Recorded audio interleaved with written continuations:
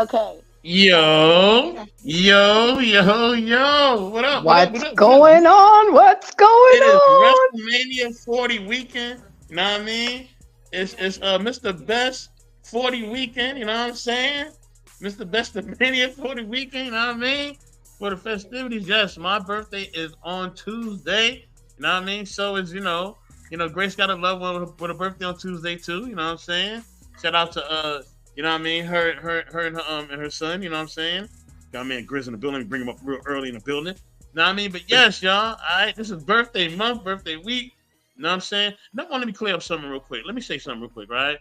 Look, man, I know a lot of y'all be assuming different things on social media about me and my team, but you don't know nothing, all right? You don't know nothing. Don't be assuming nothing. And when you shoot, make sure you don't miss, all right? Because if you Right? miss, you ain't gonna just deal with one of us. You're gonna deal with all of us. You feel me? And I mean that, and I stand on that. Now listen, and take it how you want it. Now listen. With that being said, we gotta have intellectually embrace Smitty's corner, episode 21. All right.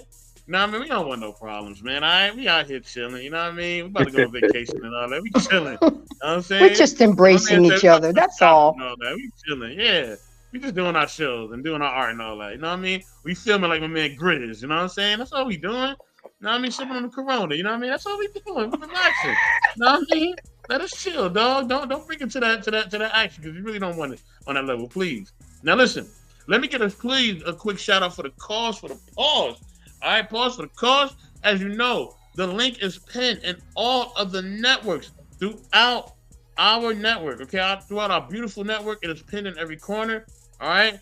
Grace has a message for y'all. Good evening, all. Please press the like button upon your arrival. Okay. We got our man Marcus in the building. Marcus, what's going on? What's good? What's good? Got my man M3 the Dawn in the building. M3, what up, baby? You know what I'm saying? And then Grace giving a shout out to M3. But man, as I'm lining everything up, you know what I'm saying? I'm introduce, number one, our lady of the team. You know what I'm saying? Ladies first. You know what I mean? And we are always gonna keep it graceful. Grace, go ahead and shoot. Let's get it. What's going on, guys? Welcome to our show tonight where we talk our shit, speak our mind, and don't give a fuck. So, with that being said, it's Saturday night. Crack a bottle open. So, you guys, this is a safe space to be yourselves, but the main thing is we do not disrespect each other because you will be handled with. So, with that being said, you can find me, Embrace the Grace. Shit, I had to write down the list. Thursday nights, 8 p.m. on my channel, JVJ Network. Saturday night, right here with the intellectual Embracing Smitty's Corner. Tuesday night at Black Man Unfiltered. And ladies and gentlemen, there's going to be a new ladies panel on Thursdays at 6 p.m. where y'all going to find me. So go check me out. Like, subscribe, and share. I'm handing it to you, Smitty. I digress. My mic is muted. Okay, now respect. So, yeah, I don't know. I feel awesome. I don't know. I just always kind of had this thing where I just feel really, really good throughout my days at this point. Thanks to upgrades in life, I would say. So, other than that, you can catch me right here with Soap in the Game. You can also catch me on Thursdays with my oh so lovely twin. All right, Miss Embrace the Grace on Thursdays. And you can definitely catch Smitty anywhere where peace and solitude resides. And with that being said, I digress. My mic is muted. Daisha, it's on you, Lon. Hey everyone. I'm feeling pretty good, just doing some painting. I love being on here, love having the conversation. I'm very new, even new to the YouTube and everything space, so you can't follow me on anything just yet. But if you follow them, I may be on there. So anyway, thank y'all for having me. And I'm excited for the chat today. So I'll be painting. By the way, if I look into the camera, it's not to be weird. I have to look at what I'm doing. Girl, you look at whatever you doing. I'm just letting you know. So if I'm No, like, fuck the rest of them. You do what you doing. You up here with the team. You do what you doing. Fuck them. So what you that's got? so funny. Got our man Grizz. Oh yeah, Smitty, check the back chat real quick. Grizz, go ahead, man. I what it is, what it do. My name's Quentin Grizzlybear Harris, actor, writer, film producer, director, cinematographer. You can catch me on Facebook, Facebook, Instagram. Also have a website, thewitch.com. Um, yes. So yeah, that's me. Yes, sir. Yes, sir. Man, and yeah, y'all already know who it is, man. It's your boy, man, Mr. Best. Y'all know who I am, Mr. Best in the World 84. I represent for my team, man. I put on for my team, for my city, for my movement at all times. You know what I mean? Thank y'all for rocking out. We got something funny that we about to share with y'all. I'm waiting for Smitty to send it to me because me and him was rolling on this one the other day. We was cracking up, bro. This is so funny. Listen, man, look, I just want to say this, man. Peace to all the leadership, okay, that we have across the black diaspora, okay? We do love y'all, but sometimes, y'all be tripping a little bit, all right? I just want y'all to know that, okay? But yeah, peace to Just the a little leadership in bit. the diaspora. Just a little bit, right? So we're going to get into that. Fair use, all right? Fair use is always fair use, okay? Let me mute my mic. Smitty, I like the glasses. Come on now. And I'm loving that hair. I'm loving that hair, gorgeous. Thank you.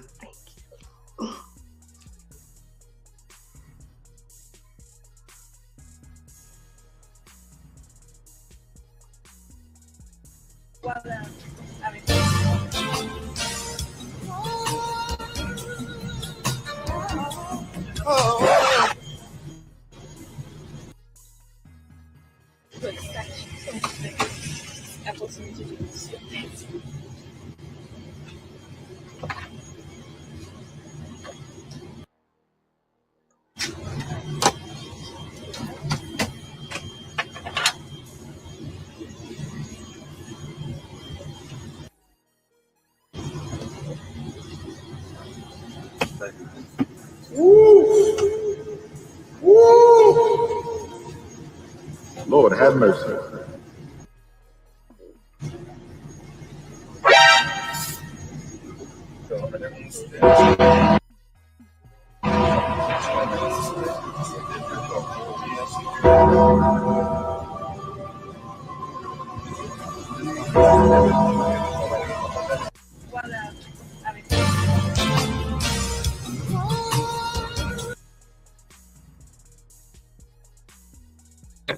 Listen, Oh my gosh. I did. Oh my gosh. All right. What did I miss? Did I miss something? Nah, you ain't missed shit. This is what I want to know. Gracie, they should, okay, you two being ladies up here. If you were her, and or if you've ever been her in a moment like that, where you just happen to recognize that this dude is, he trying to, I don't know, for some reason flex with you, behind him on this camera, and you have no clue that you're supposed to be a part of this video shoot. Okay, if you was her, how would you feel and or respond? Let's say that you losing your job wasn't an issue. You can respond freely. But I didn't. All he was doing was videotaping her behind her back, and she didn't know, right? I mean, He said all he was doing was videotaping her behind her back. Without her permission, right? Right. Okay, so then no, that's going to be a problem because that's an invasion of privacy. Okay, that's intrusive, and I want my money. Run me my money, okay? And then you're supposed to be a man of character. You're supposed to be out here preaching to people to be better people, and this what you're doing? See, that's why you can't believe everything you see and half of what you hear, because you're not being who you say you are on these YouTube streets. So with that being said, no, that would be a fucking problem. If I caught him doing that, I would knock that phone out his hand and break his phone. Not that I condone violence, but it is what it is. Leisha, you realize this man has been filming your back shots as you're loading up his luggage behind him. You recognize it, Leisha? I agree with everything Grace said. I condone violence in that period. I will condone it. I would actually take his phone probably kick him in the nuts, and I say that because I have done something similar before, and Probably and rightfully so. Rock out. right. But also, what I agree with is, no, for real, that's sexual harassment. Like, we've come to a point where, excuse me, where society just sees ownership in women. Like, they have the audacity to. One thing I always say is, like, how dare a man have the audacity to feel like he could either use my body, talk about my body. Like, how dare you have the audacity to feel like you can, like, I'm yours. So that, in a sense, just pisses me off. And I really would want, I would want him to be recognized too. I would actually want him to either pay me or, Really? yeah, I really would, because that's a sexual harassment case. Easy. And then Really? it's sexual harassment. And then I thought it can he even had be to considered. actually like be like pressing up, like leaning on you, and maybe grazing his Because hand on your booty in the lunch line at work or some mm-mm. shit. I don't know. Because it's like I said, he's acting like he has ownership of me without my permission. He's acting like he has the right to he's acting like he has the right to sexualize me. And that's not okay. So that's what harassment is. If you think that you have the right to touch me, to do anything sexualizing in any kind of way, that is harassment.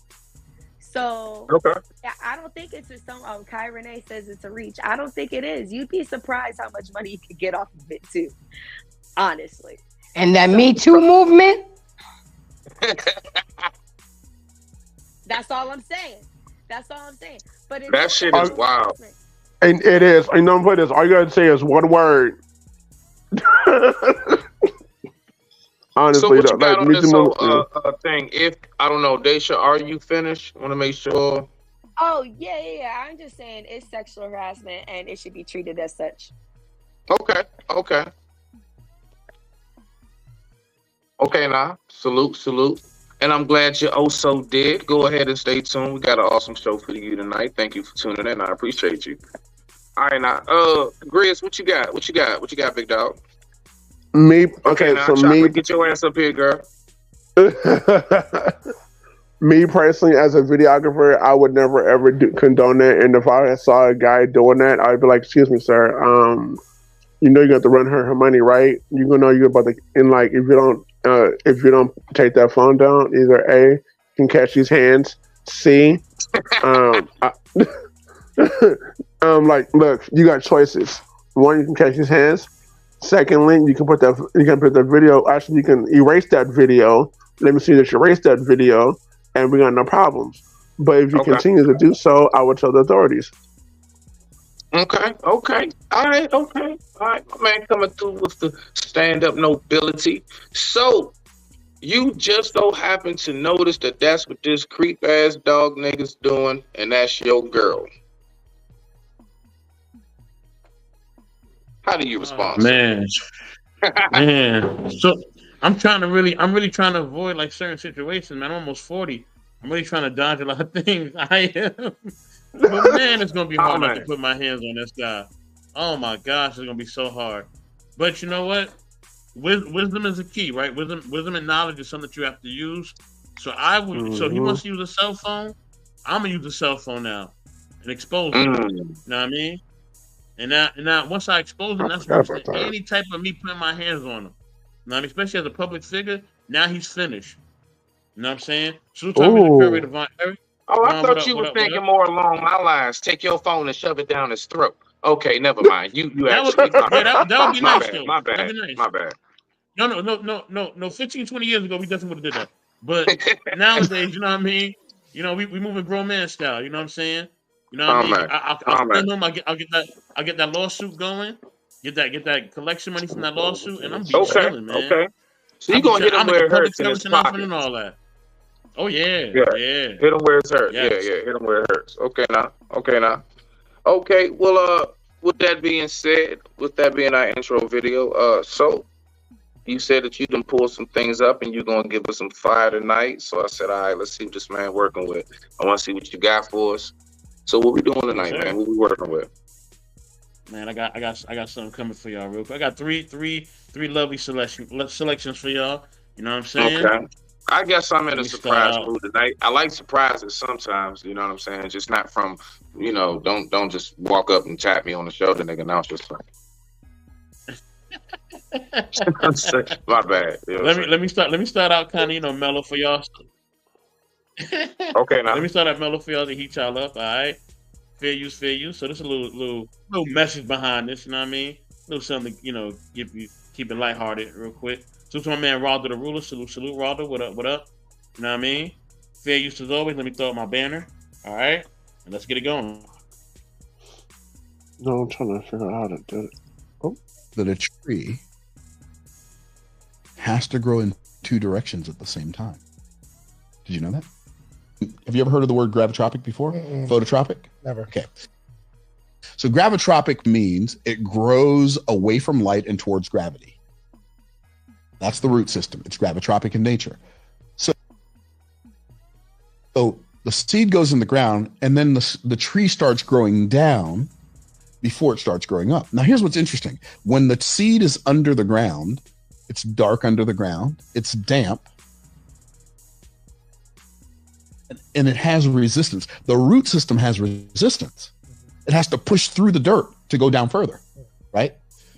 Well, once it breaks through the earth growing up, there's no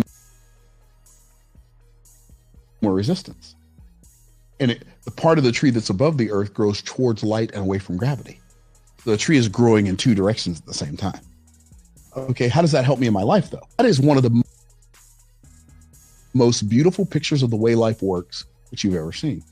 It's the work that you do in the dark when it's difficult and damp that makes the work that you do that everybody sees in the light work.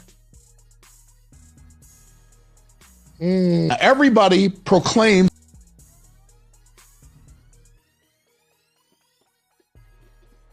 Loving it. Let's Yeah, build, many family. things. So, Gracie, we're going to start with you and we'll work it over. Let's see what you got. I never really thought about it that way, but sometimes in life you do got to take 10 steps backwards to make one step forward. So, and everybody don't have to know what you're going through and your process. So sometimes you have to grow. Isolation, I've learned that isolation and solitude makes you strong. It makes you real strong, and it's good for the soul. You don't always have to be on the front line or in the spotlight. Being in the back limelight is just as important. So I like that analogy. It was good. I can rock with that, Smitty. Yeah, definitely. So what I'm gathering more so is you did hit on something, Gracie. So solitude, right? So when you first sprout, generally when we usually come to that epiphany, when we usually come to that mode and that stage in our life, there you go. When we usually come to that mode and that stage in our life, chocolate, welcome, sis.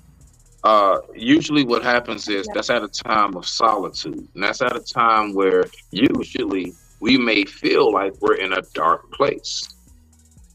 We may feel like we're in a place that's, and we may feel as if we're going backwards. And a lot of times I do realize that now. A lot of my setbacks was setups, and it was launching pads.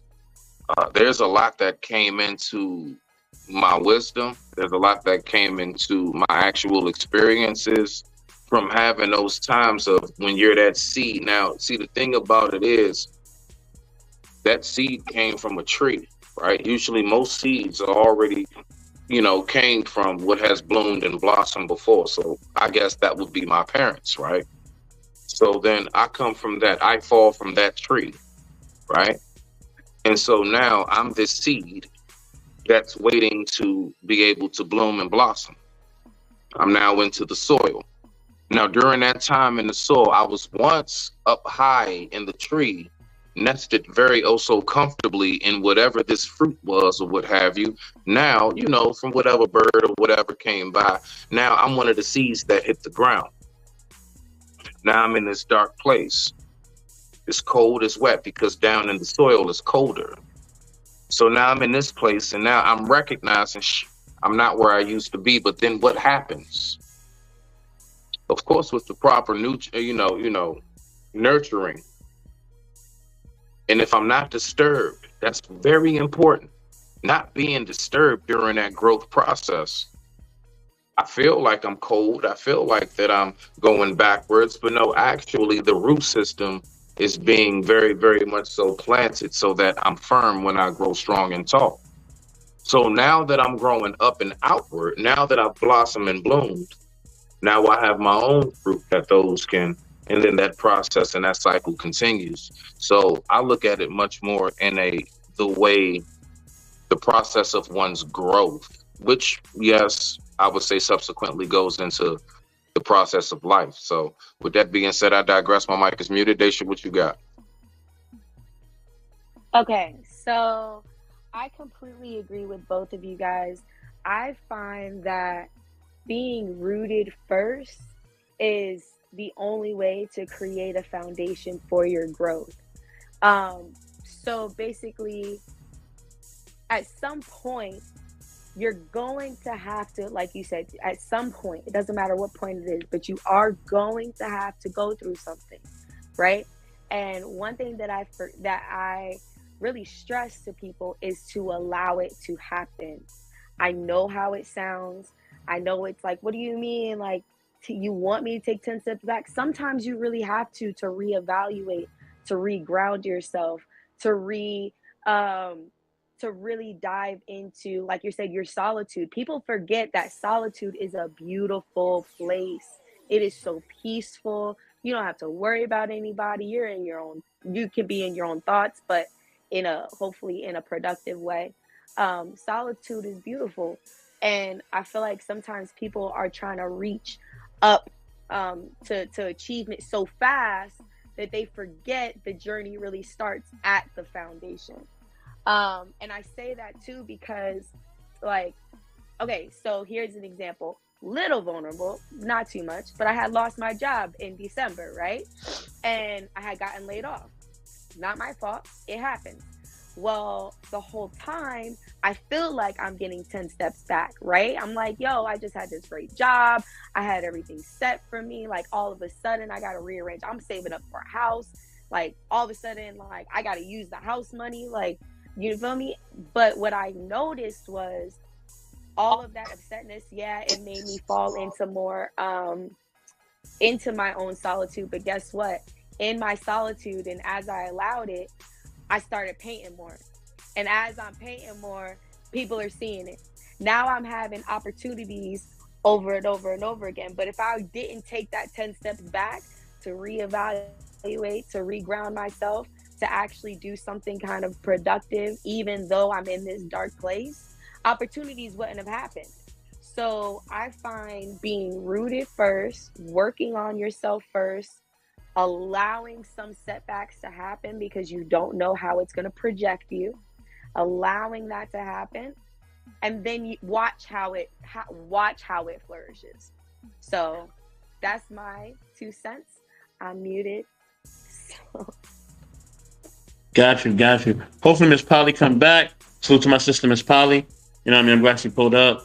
Man, okay, so we got Grizz next, and then we go to my sister Chocolate.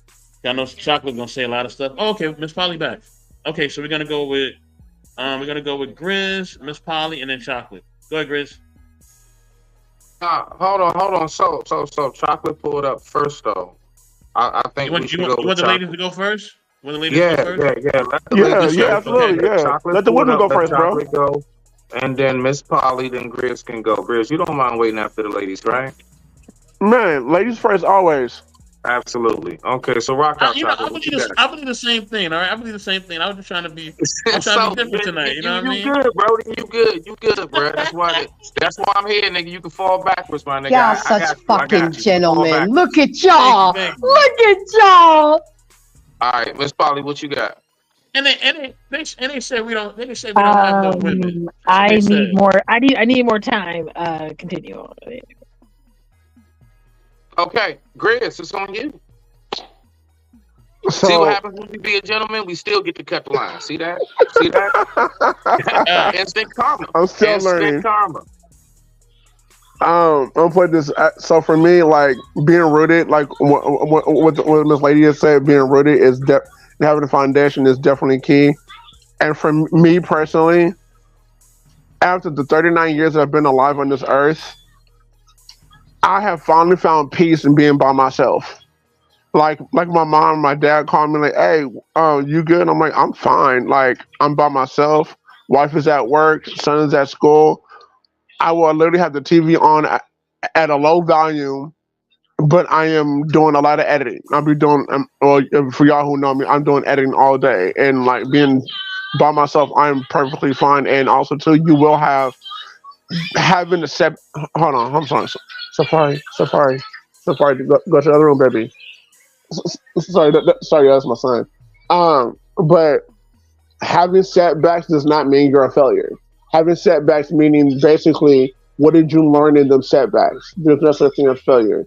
In the words of Denzel Washington, fail big, meaning that try and try and try. You continue to fail. What did you learn in the process? Just like the tree. So sometimes sometimes that root will grow. Sometimes that root won't grow. I remember back when I was a child, me and my dad planted a seed. It never grew, but I love the memory anyway. But yeah, but there's peace in being by yourself. There's like you get to do a reboot, as it were. But yeah, I digress on America's Muted. Okay, now, Miss Polly, what you got for us, sis? Hello there. Can I get the question? I'm kind of listening, but multitasking. Oh, no, I got you. So basically, it was just more so, it was an analogy about how, like, when a tree starts growing, and which is very true, as a plant lover myself, uh, the seed bursts, right? And then the roots start growing down in the soil where it's dark, right? And it's basically speaking about in life, like the growth process. It grows Okay. down before it goes through the soil and starts to grow and sprout and bloom and blossom up. So, what would be like, I guess, what you get from an analogy such as that, I guess, in a nutshell from that, as far as how life may go. You start off dark, you start off down, right? And then at some point you sprout through the soil and you start to grow upward, and now you're, blossoming, blooming in a nutshell. And then I guess we can go to the next one. Maybe you can get a better feel for that.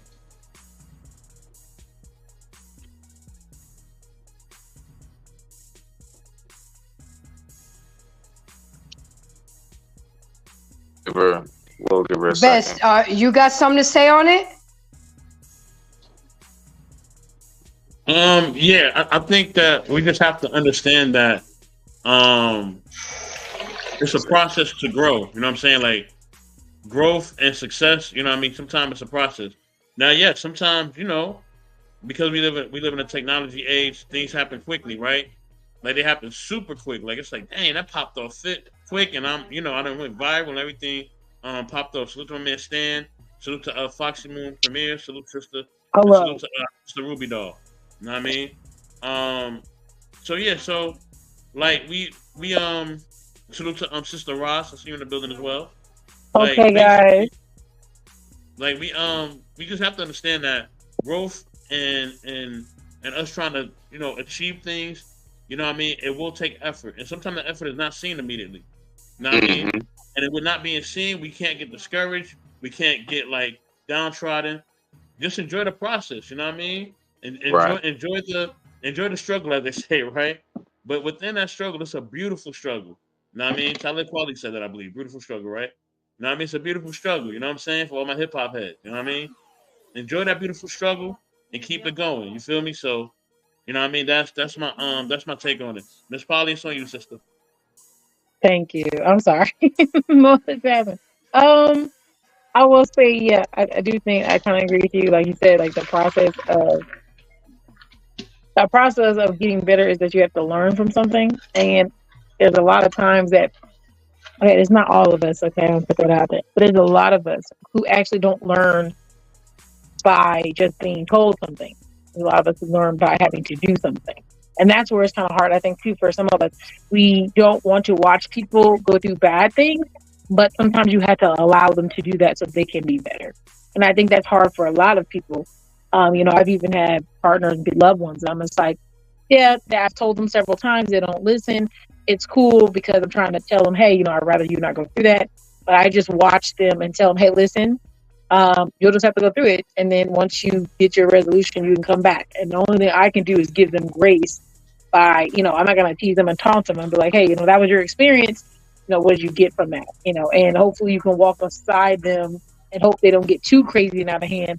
But a lot of times you got to allow people to have that experience so that they know what it is. They feel it. They have a real connection with what actually happened.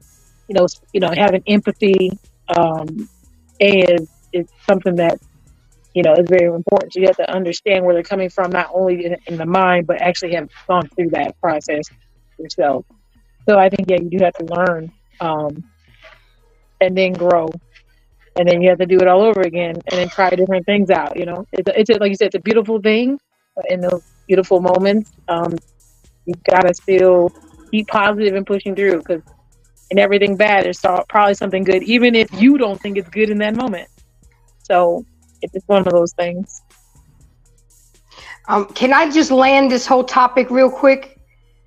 I know we're all up here talking positive and telling people keep going and all this shit, but I'm just gonna give it raw.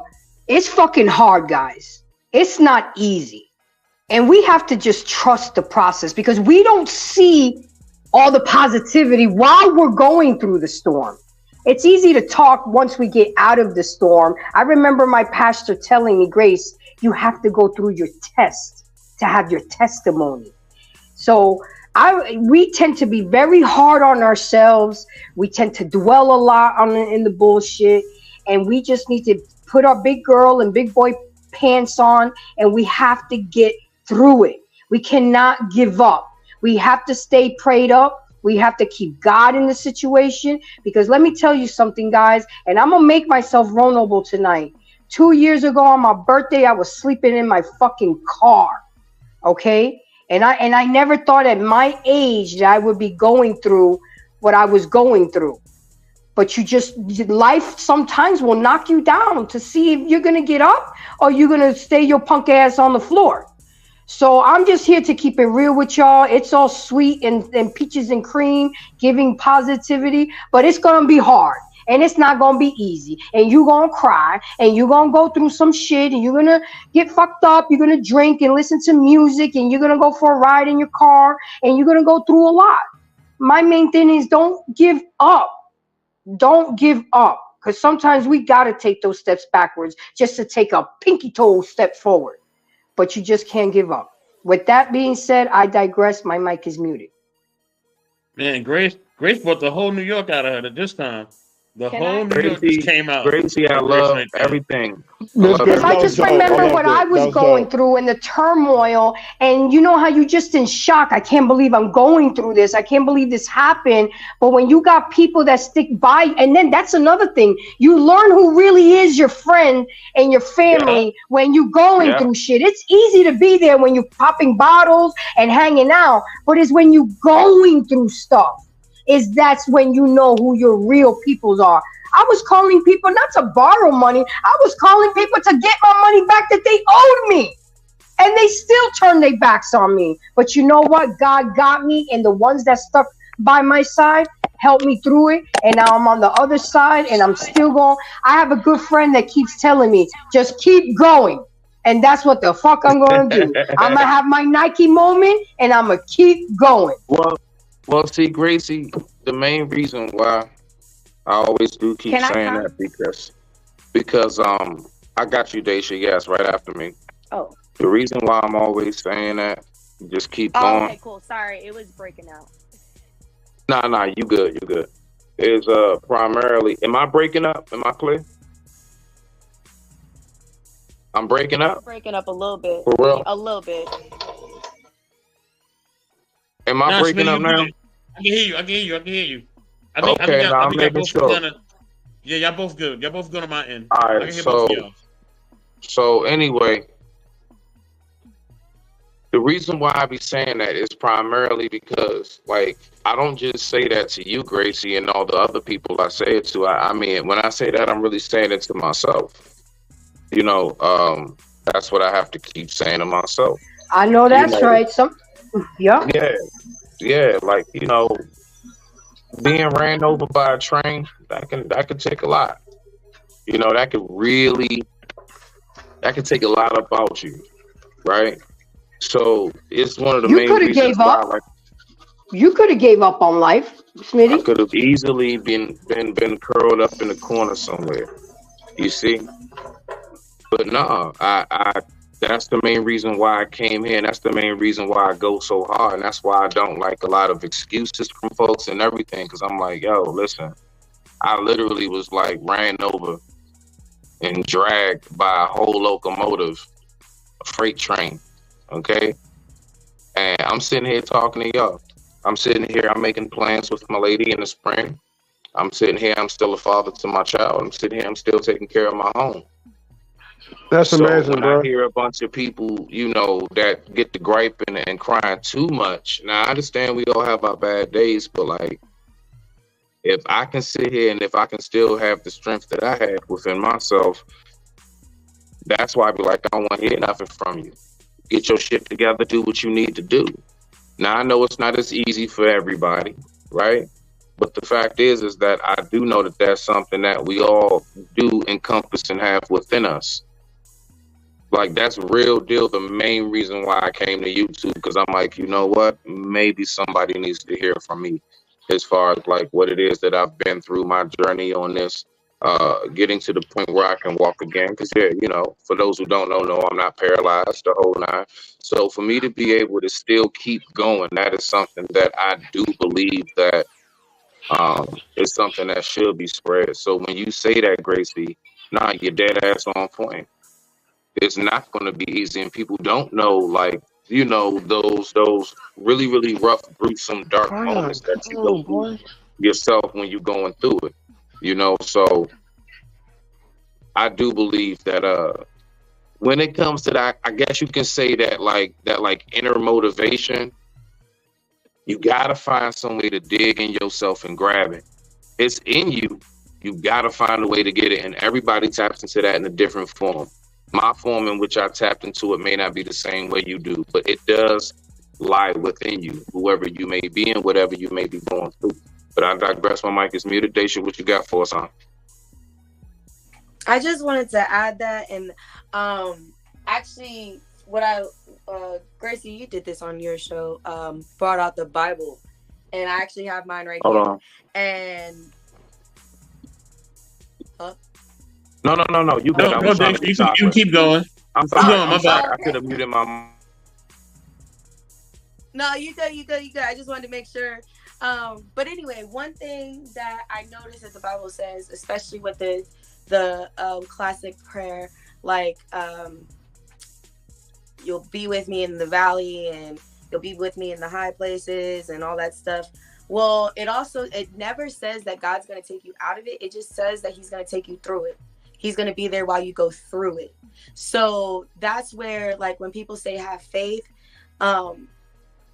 you you really gotta have some faith. Like you said, it's not hard. I mean, it's not easy. It's not easy because if it was, God wouldn't have said he's going to be with you through it. So that's number one. Number two, there's a Bible verse that says, is not, okay, there we go.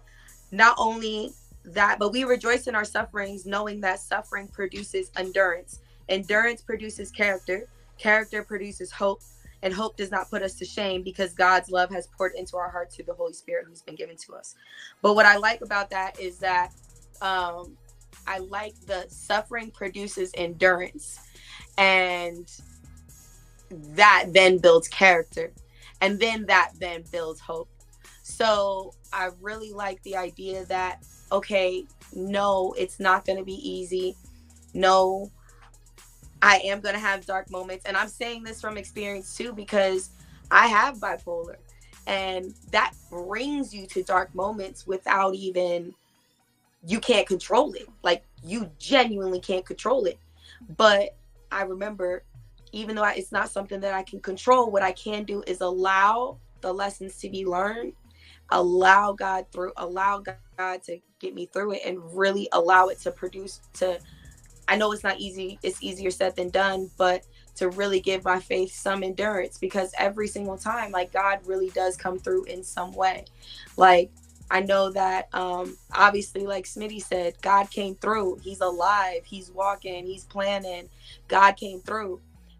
Gracie, like, you're in a good spot. God came through. So he's always gonna come through. It's just, there's something that he needs to teach you in the meantime, whether it is solitude, whether it is having faith with him. That's another thing. Sometimes God allows you to go through something so that you can become closer to him. And I'm not trying to make this a whole religious thing, but my whole idea is that suffering does produce character. Character does help you. Actually, as we were saying with the tree, it does help you sprout. So I just want people to remember, like, God never told you that you won't you'll get pulled out of it. God never told you that you won't have any trials, but he did tell you he'll be with you through it, and you'll build endurance with it. So that's all I wanted to say. I just wanted to add into that and pull out some my version of facts. So let me say this. Good. Chocolate. Hold on, y'all. Are you there? Hold on. Oh, my bad. Go ahead, so. My bad. I just want to say, hey, Grizz, I see you, dog. I see you turn that camera. I see that haircut, dog. I see you, daddy. I see that haircut. That hair looking nice. I see you, dog. Look at my dog. Look at my dog. Look at him. I see you, dog. Hey, no, I'm going to back. I'm about to get my locks. I'm getting my locks before this year's over, though. Okay, I see you. Before the year's over. Okay. Nigga, tell me your secret super girl shit. Nigga, what the okay, all right. From there, nigga said for the year. Okay, now. Yes, sir. But we got Chocolate up next. Chocolate, go ahead and share what your perspective on, and we're gonna move on to the next video, y'all. Yes, hello. I'm gonna let y'all go ahead and move it to the next video. I didn't get to see the first one. How y'all doing? Hope all is well. I'm good. I'm Gucci. What's up, Chocolate? Hey, Chocolate. What's it do? So go ahead. Habari, Let's, Habari. I actually miss your feisty ass. Yeah, let's go to the next song. All right, make me feel like you like me a little bit. All right, let's go to the next video. Stop. Fair use, everybody. Fair use, family. Y'all are funny, man. Y'all are trip. I love Chocolate, y'all. know we love everybody that stay on topic. Ain't that right, Chocolate? Oh my gosh. What? What'd I say? Fair use, y'all. Fair use. I'm done. 33-year-old father of 6 is dead after inviting a woman over that he met on Instagram. So look, according to the reports, shortly after the man posted a picture of his new Rolex watch, he received a message from a woman asking him, did he want to hang out? The woman told police from the beginning, the plan was to rob him. I went through all his pictures on social media, and I seen that he had a lot of expensive stuff.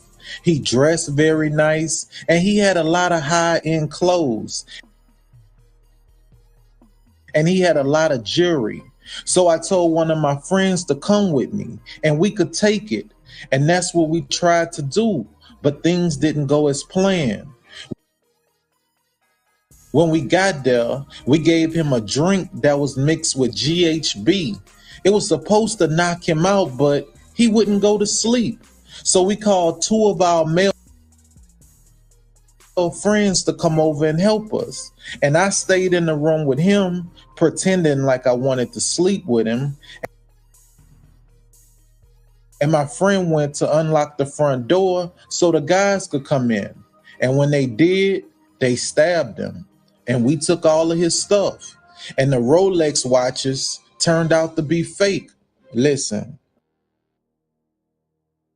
everybody that's underneath your pictures and your videos when you showing off your new stuff, everybody that hit that like button really ain't happy for you. Some of them hitting that like button because they feeling like, I'll look good with that. That new watch he just bought, that'll look good on my wrist. You think they hitting it because they like it for you, but they really like it for themselves. And this man watch was fake. But the people on social media don't know that. So they hitting you up in your DM trying to come over to see what else you got.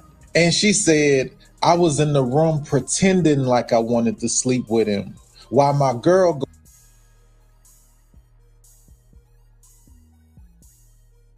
go to the front door and let the guys in.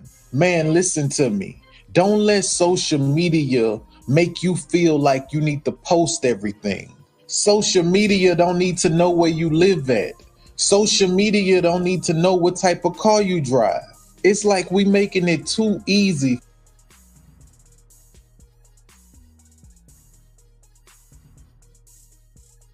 for people to hurt us. And one thing I'm starting to see a lot is people inviting people to their house that they just met.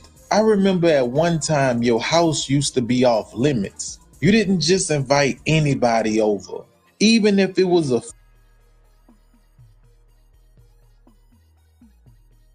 female that you just met, you didn't bring them to your house. You ain't got a hotel or something like that. But I guess everything is different now. But different isn't always good. If you ain't rich, you don't need to be on social media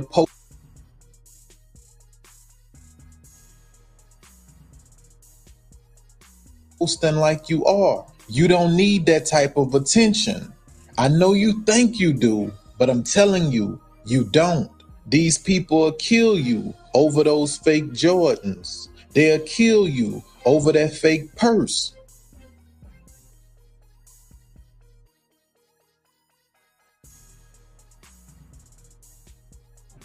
A 33-year-old. Let's build, family. Let's get it. Okay. I don't mean to sound heartless or cold, but he brought that shit upon himself because he got misled by the little head. I mean, he spoke on so many facts. How do you bring somebody that you barely know where you lay your head and your children lay your head? Your house is your safe haven. You get a hotel. And why is it that us in our community are the most flashiest, want to stunt, want to brag of what we got? You know, the rich look poor and the poor look rich. Why do we do that? Why do we feel the need for validation for what we got materialistic? I look at the context of somebody's character first. I don't care how much money you got, because things like, and the Rolexes was fake. So you just took a life over some fake ass shit, thinking you was gonna bust a lick. This is crazy, y'all. We must stop doing this. We gotta stop stunting. Do we stunt for the Lord the way we stunt for the social media? Do we stunt for our family, for our marriage, for our relationships? Do we stunt for materialistic shit? And let me tell you, this is coming from somebody who grew up with everything and ended up having nothing. And I'm starting from scratch again. And I'm telling you, it will humble your ass. It really will. And this is really sad that now 6 children are without a father because he was too busy on trying to get laid and not thinking about his safety. And we don't do that anymore. We don't think about our safety. And people tell me, like, Grace, you're too trusting. You're too nice. You got to be more aware. You got to do this. And they're right. The world that we living in right now is not right. There's a lot of changes. You guys want to get laid, go get a hotel room. If you ain't got money to get laid, then you shouldn't be fucking. Okay? Get your money up first. But this is really sad. And it really hurt my soul because now you have 6 kids. Imagine when these kids see this social media thing that their daddy died because he brought in a stranger in the house. Stop doing that and go do your shit in the streets. I had to learn the hard way when I started dating. I don't have guys pick me up at the house anymore because I don't want you to know where I live because I had a stalker situation. Nah, I'll meet you up there, bro. Give me a time and a place and I got you. Y'all fellas need to do the same thing. Don't think that because you're a man that they can't hurt you. Women will set up a dude in a heartbeat. So with that, I digress. My mic is muted. Man, let me say this real quick. I got to give a shout out and grace you. Man, you filet mignon on that one, sister. Let's go. Ladies definitely first. You feel me? Wait till that filet mignon. I like that one.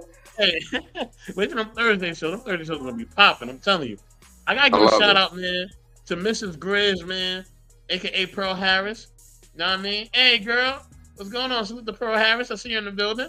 You know what I mean? So, quick question though. Before we go to Daisha, I don't know. Am I living up to acting like I was last night, as you said? Oh Lord, have mercy. With that being said, hold on. Let me give a shout out. Let me give a shout out to Tika. Hey, Tika, what's going on, girl? Salute to Tika. Salute. What's up, Ting Ting? Go ahead, Dash. What you got? Honestly, I don't disagree with anything. Bro, I think it's pretty obvious that flashiness and gaudiness and the idea of clout is really what gets people in trouble. And then they wonder why they're in trouble. So it's just one of those another thing, like, I'm not a walking advertisement. Like, to me, that's not fashion, that's insecurity, because you have to show everybody that you have money. I love what Grace said when she said rich people look poor. They do.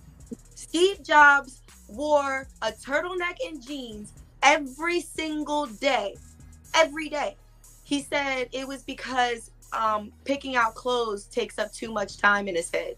It takes up too much capacity.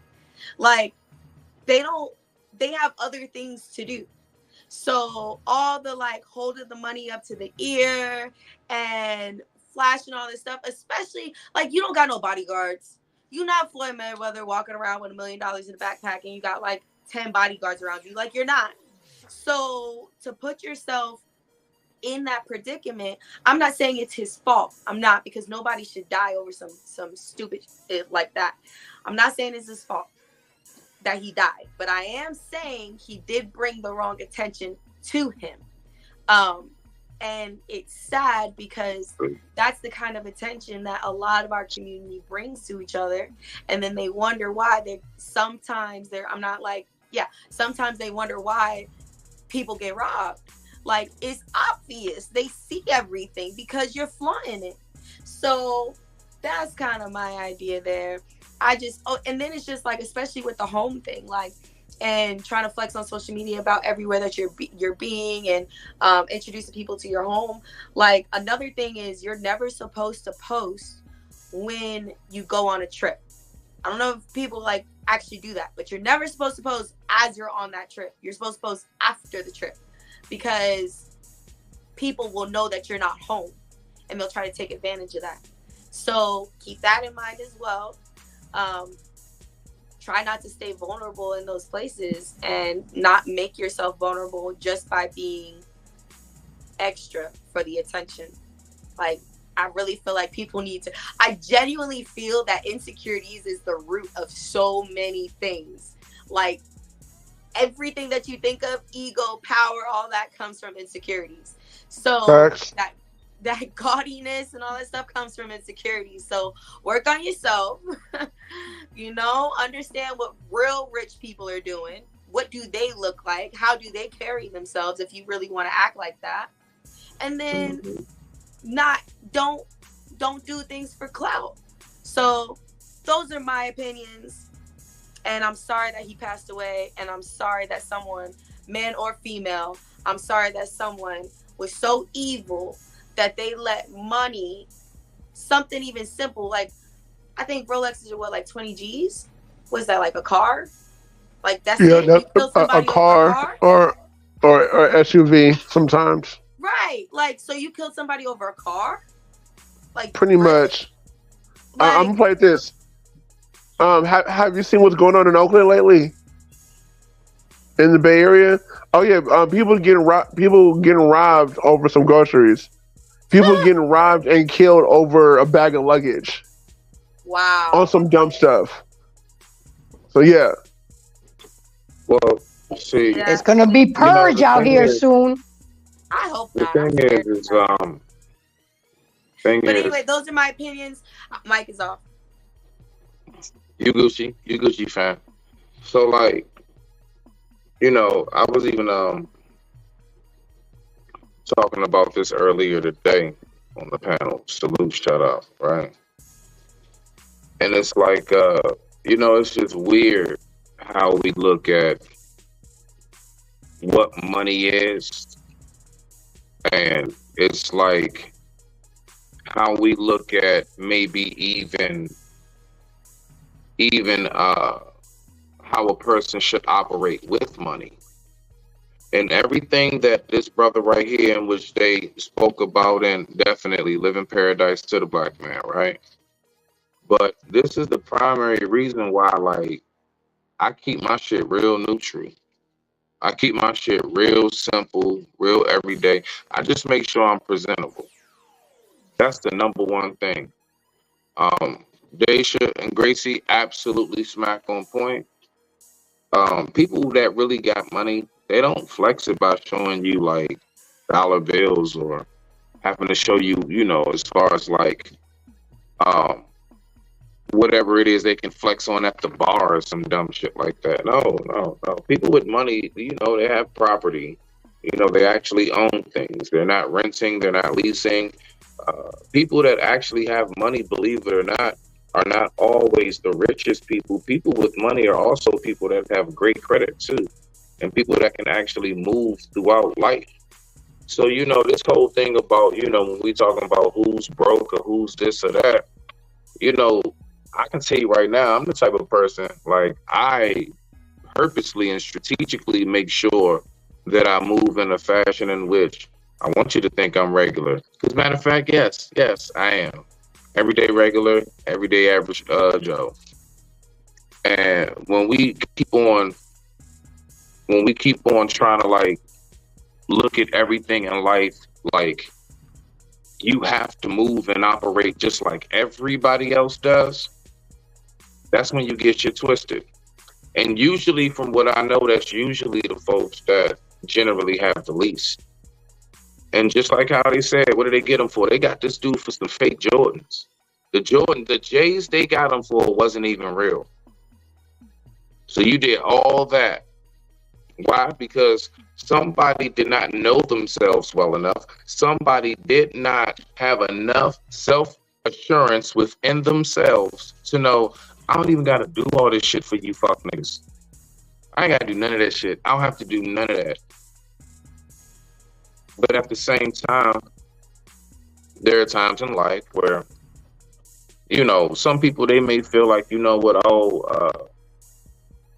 maybe they've been pushed to the edge. Sometimes maybe people feel like, this is the only way that I might be able to kind of have a name for myself. We have to remember, not everybody has intellect with them. Not everybody has a patent. Not everybody has a hit song. Not everybody's good on that basketball court. Not everybody is, that bright in school. There are some of us out here, honestly, truly, like, flexing on a, I guess, trinket level. is all that some may have to have any kind of name for themselves. And so I don't really necessarily like, you know what I'm saying, try to punch down on them. I just more so pray for them. And I just hope that they're able to seek themselves and find more wisdom within themselves. That's it. But other than that, you know, I mean, I just don't get how we don't learn, how we just don't get it time after time after time after time again. Have you not seen what happens when you get to flexing too hard online? Ain't nothing wrong with showing somebody a little something here and there, a little Ain't nothing wrong with that at all. But when you get the real deal, like you just gotta have a money fan. You just gotta have, you know, shit going down your sleeve. You gotta make sure that you have this car right here. You gotta make sure you always have your location on. I mean, it's just the way people move with money lets me know you really know nothing about money. Because if you knew anything really about money, you would know that anybody that really got money don't move in that fashion. Oh yeah, we can flex, we can shit on you all day. But when it comes to truly like social media, what we put out there, the class of people we hang out with, the people we actually be around, all of these things are totally different. Yes, you're going to have to cut off certain friends and relatives when you get money. You can't hang out with just any and everybody when you get yourself a nice couple dollars. And no, you don't have to be the most wealthiest person in the damn world to be that person that they want to get. Like I said, remember the video? They got that man for some fake ass Jordans. And I don't know, maybe what, a couple onions and some gas? Thank you for putting me in my spot. So all I'm saying is it's like, we really need to think about these things and how you move. You did all of that shit, and what did you gain besides losing your life? So that's why me personally, you know what I'm saying? Like, I love my life, you know, my nice little regular ass life. I love the fact that I do simple, quiet things. I love the fact that I have a small circle. I love the fact that I don't have to look over my shoulders. I love the fact that I'm able to just chill. I love the fact that I have financial freedom. I can do things when I want to do them. I'm retired. I'm good, set for life. We all right. All I have to do is not blow the bag. But a lot of people, they wound up doing that. They blow the bag and they blow their life because they just don't know how to move once they get into a certain position in life. But with that being said, I digress. My mic is muted. I see we got some more folks in the building. Hold on, Smitty. Hold on, Smitty. Hold on, Smitty. Go ahead. You know, I got to ride for my dog, Smitty. You know that already. You know what I'm saying? You know that Salute, already. man. Salute. You know what I'm saying? Basically, what he's saying is that, you know, and I just want to make an announcement. Y'all really can't mess with our team, man. I know y'all other teams is out there, whatever y'all doing, y'all can't mess with our team, dog. All right. So when you start thinking that, please wake up and realize that you can't. All right, that's number one. We untouchable, dog. Y'all truly ain't ready for this dynasty thing. You know what I'm saying? Like, you're really not. You know what I mean? I'm glad Smitty talked this talk. You know what I mean? I definitely back him up. He know I got his back. He know I'm riding with him. You know what I mean? All the times. No matter where he at, no matter what panel he on, I'm always riding with him. All right? Please understand. Please believe it. All right? You know what I mean? So, Smitty, who we got next, bro? My bad. Thank you for that, Pitt. I appreciate you, my G. Salute. We got Grizz. Did you go? Because now I was gonna say Simon, because did you talk on this piece in particular, Grizz? Because if so, I want to make sure Simon get up in there. And no, let Simon go. I can go after him. Rock out. You got it, Sir Hectic. Salute. Yo, salute. Oh shit. I don't come with this shit all the time. I'm trying to work out what the fuck you're talking about. We love you, Simon. You know we love you, dog. Yeah. Yo, we brothers. What's the topic, bro? It's me. What's up, Simon? What's the topic? So, if you want to play it back for him? I got him, man. I got him. Because there are some people that may just be coming in as well. Go ahead, play the Yeah, video that's it. back. That's the point. That's what I'm trying to do. Simon's just waking up. He's just we got you, Simon. Don't worry. I got No, you, I'm Simon. I just got you. saying for all the people that just linked in right now, like, and they catch the Simon, whole. mute your mic. I saw it when he pulled the fuck up. I swear.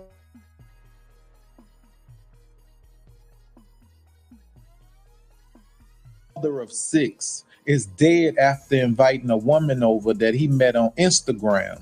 So look, according to the reports, shortly after the man posted a picture of his new Rolex watch, he received a message from a woman asking him, did he want to hang out? The woman told police from the beginning, the plan was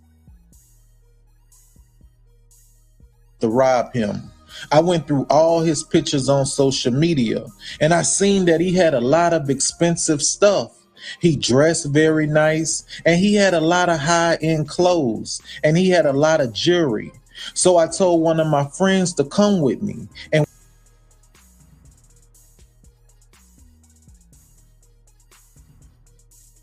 we could take it. And that's what we tried to do, but things didn't go as planned. When we got there, we gave him a drink that was mixed with GHB. It was supposed to knock him out, but he wouldn't go to sleep. So we called two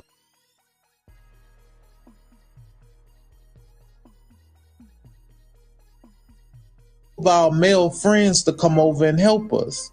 And I stayed in the room with him, pretending like I wanted to sleep with him. And my friend went to unlock the front door so the guys could come in. And when they did, they stabbed him. And we took all of his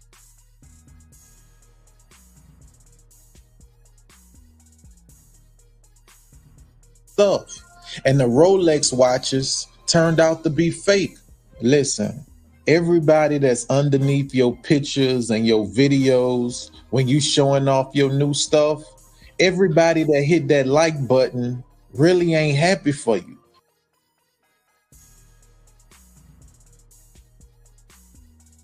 Some of them hitting that like button because they feeling like, I'll look good with that. That new watch he just bought, that'll look good on my wrist. You think they hitting it because they like it for you, but they really like it for themselves. And this man watch was fake.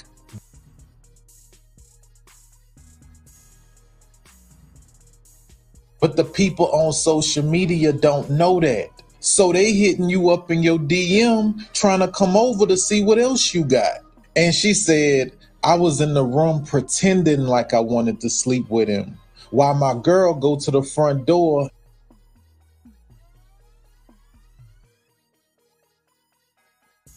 and let the guys in.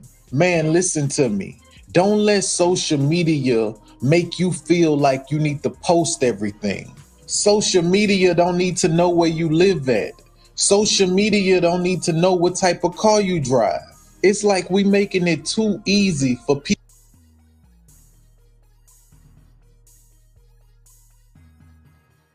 people to hurt us. And one thing I'm starting to see a lot is people inviting people to their house that they just met. I remember at one time your house used to be off limits. You didn't just invite anybody over, even if it was a female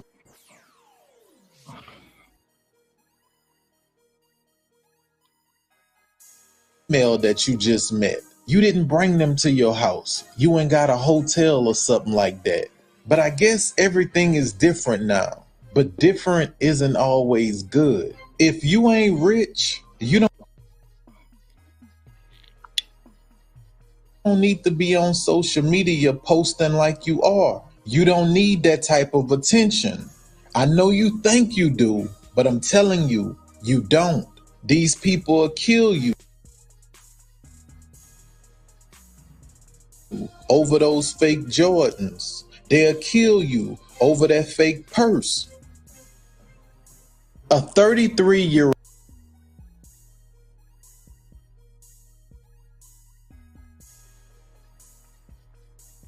Okay. Did we just play the motherfucking video back and his ass ain't even up here? Oh man, it's all good. All right. Sister Chocolate, it's on you. Oh, boy. Simon, hit Gracie's Cash App. Hey. Hey. Yeah, do that. Appreciate it. Can y'all hear me? Yes, ma'am. Yes, ma'am. How about it? Hi. Listen. I feel bad for all involved and many, blessings to his family and his children. I hate to hear that anyone's life is cut short. Now, the journey is what we can control. I do agree that being very flashy and not being self-aware, there's a lack of education when it comes to this. It's not to make an excuse. What I mean by that is, remember when we was growing up and y'all saw the PSAs? Do you remember PSAs? Oh, yeah. Right? Came on TV after the cartoons in the morning, right? And I miss them days. But hold on. Hear me out, though. Why did we stop doing that? I can tell you why. Hold on, real quick. Yes, ma'am. Yes, sir. I'm good with that. Thank you very much. Yes, but I'm gonna keep it short. I promise. I'm not surprised that this man's life was taken. Unfortunately, this is going on everywhere all the time, where we are seeing full-out grown crime happening based on what you're doing on social media. Okay. But where is the awareness and the education? Now, we're not going to stop everybody. We're not going to change everybody's mind. It ain't about that. It's about connecting to the ones that you can go, okay, here's the message. Just keep this in mind. If you try to go down that road, here's some realness for you. This is the only time I will do the old lady back in the day moment. I appreciate those PSAs because they were raw. There was no, there was no like advisory or anything. You understood. You don't put your seatbelt on, something happened. They showed the crash dummies. Like they was really out here doing some psychological damage. It's the same for us. Money, power, and sex. That is what's supported. Here's another man, unfortunately, feeling, because he obviously didn't know his worth. That's why he bought all that shit. And so now the value of what it looks like is enough to take somebody's life. And that's happening all the time. Because there's no awareness. Yeah, you're right. They don't talk about it on the news. They don't talk about it on the mainstream media, how our children, how our women, how our elderly, how our men get bamboozled on the internet. AARP, they let all the old people know. It's like once you get to a certain age, hey, here's another group, because we know it's different for y'all. It got lost in translation. We don't, I think that it's sad because it's cliche, but why it's cliche is because it happened all the time. This man feel like what he's grown up to see is flash, flash, flash. So that's what he want, but he want it fast. He don't want to wait. He don't want to figure out if he got a skill. He don't want to do those type of things. Maybe he can. So the best step thing is get this money, show everybody, and I'm banking, and I don't want y'all to think I'm being mean. I'm banking this was not the most attractive young man. That also plays into it because that goes into insecurities. But okay. Yeah, y'all got it. I like that. I can't lie, Chocolate. That is an interesting perspective, and I give you that, sis. I give you that. Kudos to you. Okay, touche. So there's something that, since we tapped in on that, there's something I wanted to go ahead and tap in on. And I'm sorry, I'm going to say it, all right? I'm about to get a little dirty with it. Ladies, y'all be wrong for this shit. That's right. I said it. Okay? Y'all be wrong for this. The way that y'all be going about sometimes, men and us as far as who gonna be the dad. You know what I've noticed? I've noticed there's a lot of times where there will be a dude, he has a nice job, has some money. And for some reason, they want to pick who they want the dad to be. They may know it's that nasty nigga named Jamal or some shit. But for some reason, they want to make it be the other dude. And I think that's really effed up. And I'm saying it. I think it's really effed up. That's right. Tonight, I'm going there. So without further ado, we are going to play a video. This video is based on a true story. That's right. This video is Grizz didn't get to go. Grizz, did you go or no? No, I never had the chance to go.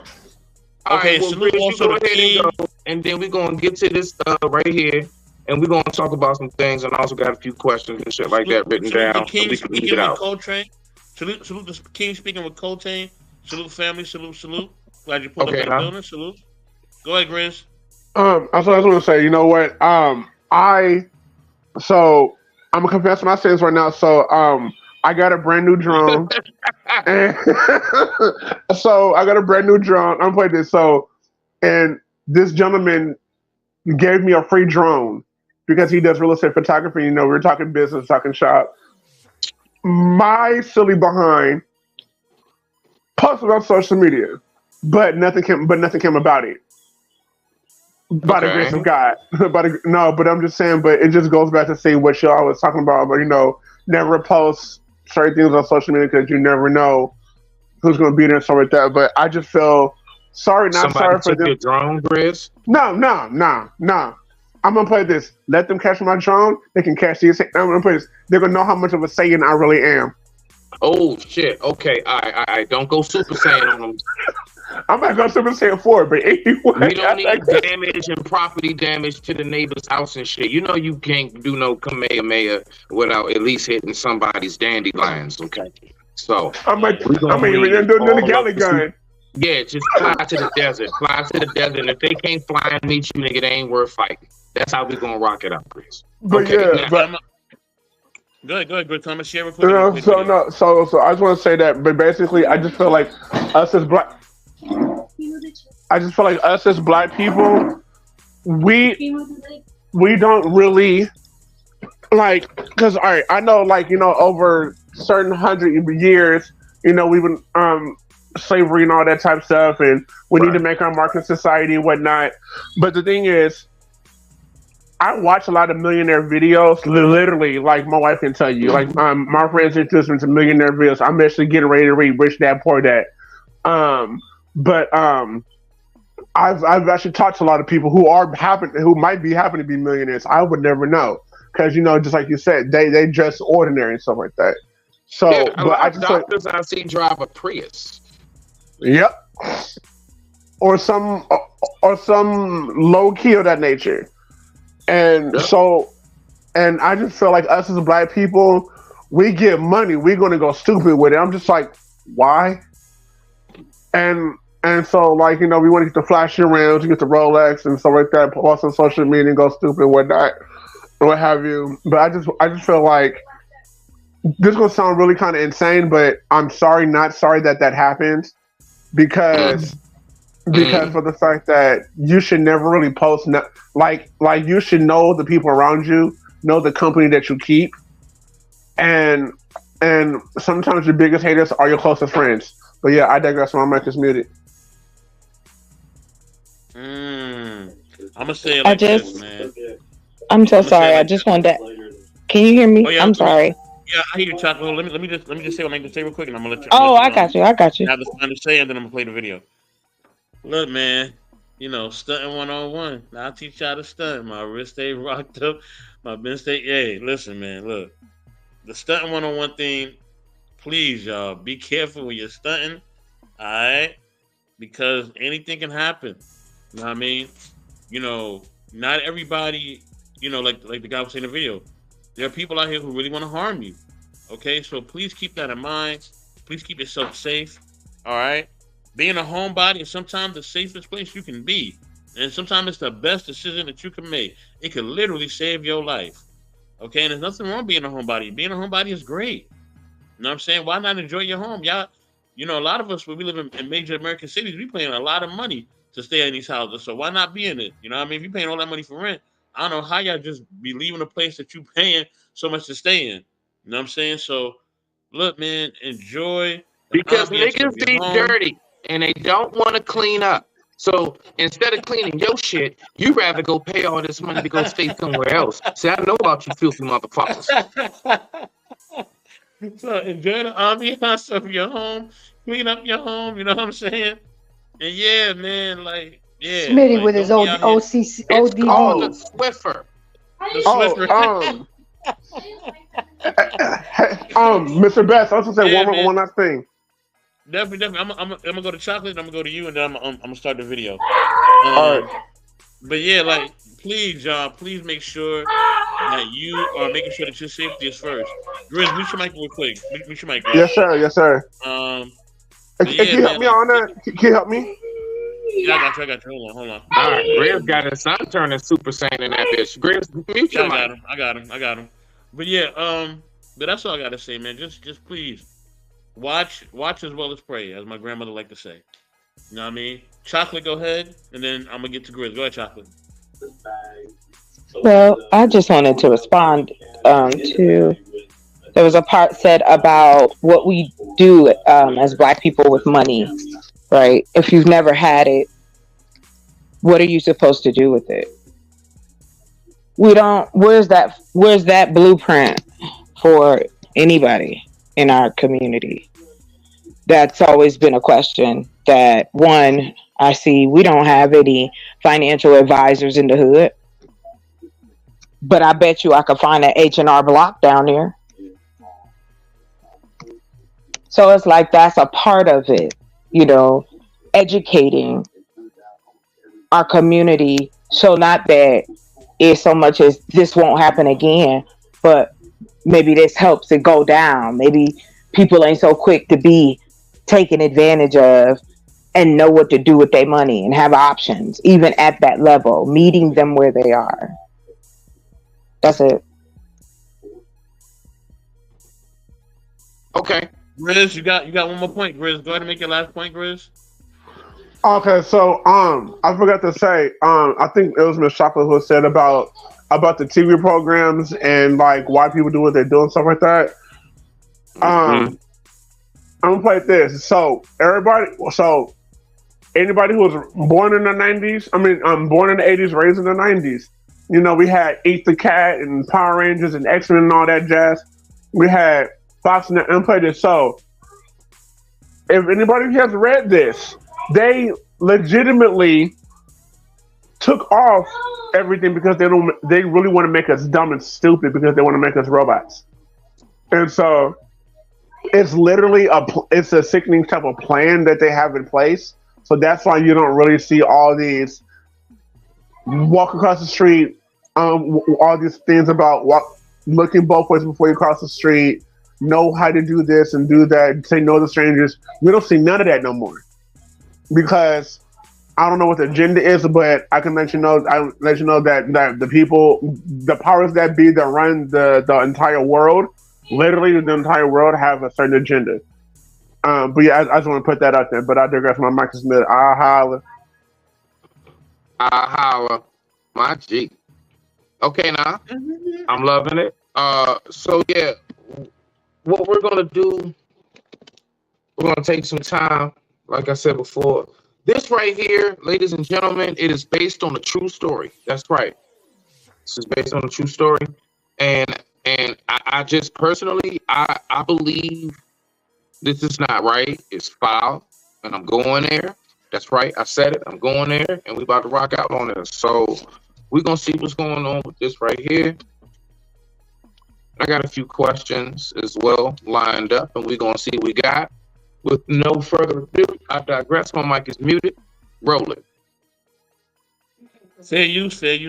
All right, fair use. All right, let's get it going. Ooh, best friend checking Best friend, I'm in. pregnant.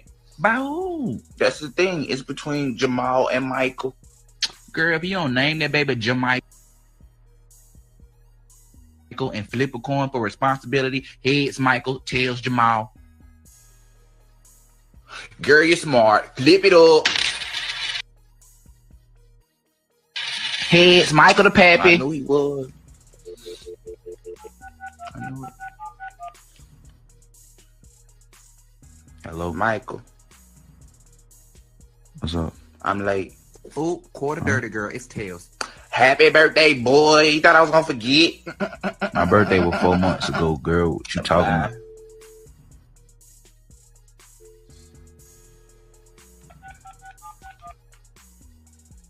Hello, Jamal, what's up? I'm late. Where you gotta be? I'm pregnant. No. Well, I'm ready. I'm ready to be a dad. I'm ready too. Let's name him Jermichael. Jermichael. Yeah, I like that. I like that.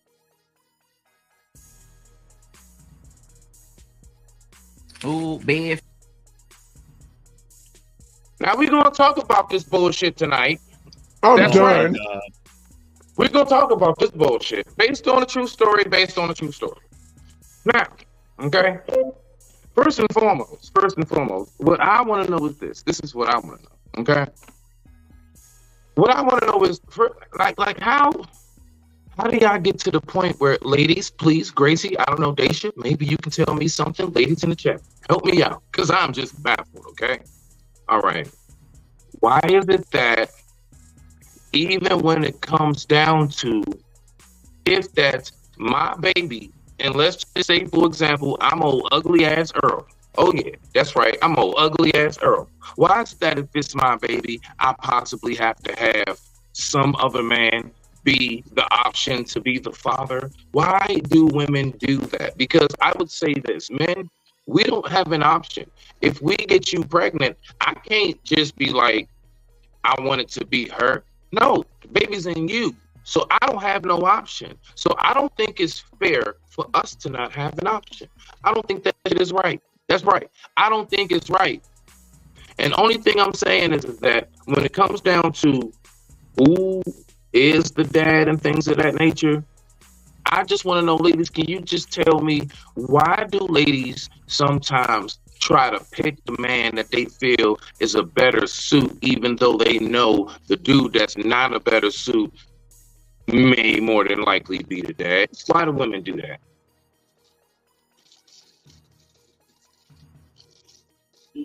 Grace, on you, Grace. Resources. Oh, I'm sorry. Grace, Go on ahead. you. I'm here. I'm sorry. I mean, I'm talking from the outside in. Of course you are. It's a survival mechanism. You know, it's busting the lick. Who got the bigger bag? Who's going to be able to take care of the baby better? I mean, women use kids as pawns and as meal tickets.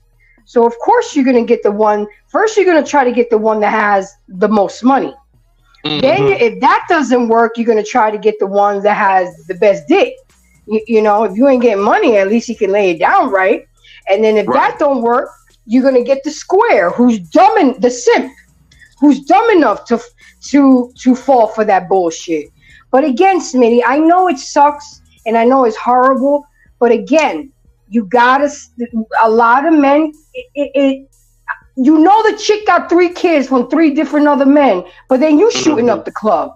So men got to take accountability too. I'm not saying stop having sex, but stop making babies with trifling ass women. A lot of it is self-inflicted to the men, and women can see that weakness. Women can smell a simp from 10 miles away. So it's an easy prey. So if we know that women are doing that, then you need Michael to. So Michael was the simp? She was all happy and shit? Like the dude who she wanted to be the father was the simp, or the dude who accepted the fact that his possible son is about to have half another nigga's name? The second dude, because he accepted it. I mean, y'all men need to start asking for paternity tests. Y'all need to really be checking the timeline. Because the other one had the whole Michael, and his shit just got jugged. I mean, men got to take more accountability. because again, a life He just starts got with the y'all. Life starts with y'all. And if you already know you don't have no options, if you already know the court system is against you, if you already know it's all about busting the lick, then you have to take precautionary steps. I always say this on my channel. Men, protect your money, protect your seed, protect your last name, and protect your peace. Go get you a bottle of lotion and do the 5-finger discount versus fucking some hood rat, and now your 5 minutes of passion will cost you 18 years of child You support. need to get that on the bathroom plaque. Hey, that's true. You need to get that on the like on the bathroom plaque. Just one of those love, live, laugh, and type shit. You know what I'm saying? I'm trying. All those quotes. I will hang that shit up in my bathroom. I shit you not. But seriously, men got to do better too. It's not all you know. You guys know I'm an advocate for men, but and I said this last Tuesday on Black Unfiltered Network. Shout out to him. You guys got to take accountability. Stop standing on the sidelines and take more control of your dicks, your money, your seed, and your peace. Because a woman is only going to do to you what you allow her to do. I digress. My mic is muted. Respect. Chocolate. What you got? I know you got a best friend that do that shit. Don't even lie, Chocolate. Who got a best friend and do what? Never mind. I ain't say nothing. You did. I was talking to this. Anyway, to answer that question, you know he's trying to ruffle your feathers. You know listen, that. Hold on. Listen. What? My feathers are not ruffled, so we are okay. Thank you, love. No. I know you're right. You got it. I wish you 100%. But since it doesn't affect me, kind of like the Super Saiyan moment, I'm okay tonight. So we got this. Okay, so good. To answer your question, do I know of scenarios like this? Yes. Have I seen them go both ways? A few ways, actually. My thing is to mean? what? Hold on, sir. Okay. What I Grace, find. turn your camera off. When I think about this, when I go, okay, well, where again does if a man is gonna be with, there has to be an issue why he willing to gamble and sleep with women without protection. I don't understand why men haven't advocated for male birth control. The condom company said that men overall in the United States, 37% of them said, hey, I ain't wearing them. That's a lot of people. And I think that when we have that side of it, it's like, okay, well, yes, okay, if we're going to give everybody their plate of accountability, here you go. We know what happens when you lay down and do the hunker chunker with somebody. There is some things that may happen right in that moment. This is all we all know. This is how we keep getting here. But people keep doing it. It's the definition of insanity. But they do it anyway. It's like knowing if I run a red light, I take a chance of getting a ticket. But people do it every day. So again, it comes down to education. It comes down to self-awareness. I mean, yes, it may sound corny into what the gentleman Grizz said earlier about missing the days of those cartoons and the different messages. Well, guess what? Somebody took their hand off the wheel when it came to the little darker children in the background. There was no substitutes to this. We had nothing. We watched what was available to us, and if you was fancy and had cable, you got to see some extras. Again, all just listening to this, all of it plays into one another. We link up with each other based on so many categories, but we know the answer because we've seen it done before. How many men, whether you know them or not, or read about them or not, how many men we know been taken like this? You don't gotta know them personally, but we know these cases ain't ain't low. It ain't uncommon. That's scary. But when you have no self-awareness, who looking out for where the brothers that should be looking out for the other brothers? Like, hey, yo, check it out. Let me check this girl out for you, sir. Let's see if this person is what they is. Let's use our computer tech wizardry, help each other out so that you can pick up if they're catfish or some craziness. The tools is out there. It's again education, bringing options to people. And I digress. Y'all got this. I like that. So very briefly, because I did promise her, so I like to be a man of my word. So we got a question from the also lovely Keith Renee. All right. So this question right here is for the panel. So we're gonna start off with, matter of fact, we're gonna go to Daisha. Are you there? Are you there, love? Yeah, I'm right here. Okay, so I want you to start off with this since you didn't get a chance to speak on the last one. You'll start it off and we'll just go around the panel from there, whoever wants to tap in. So the question is this, question to the panel.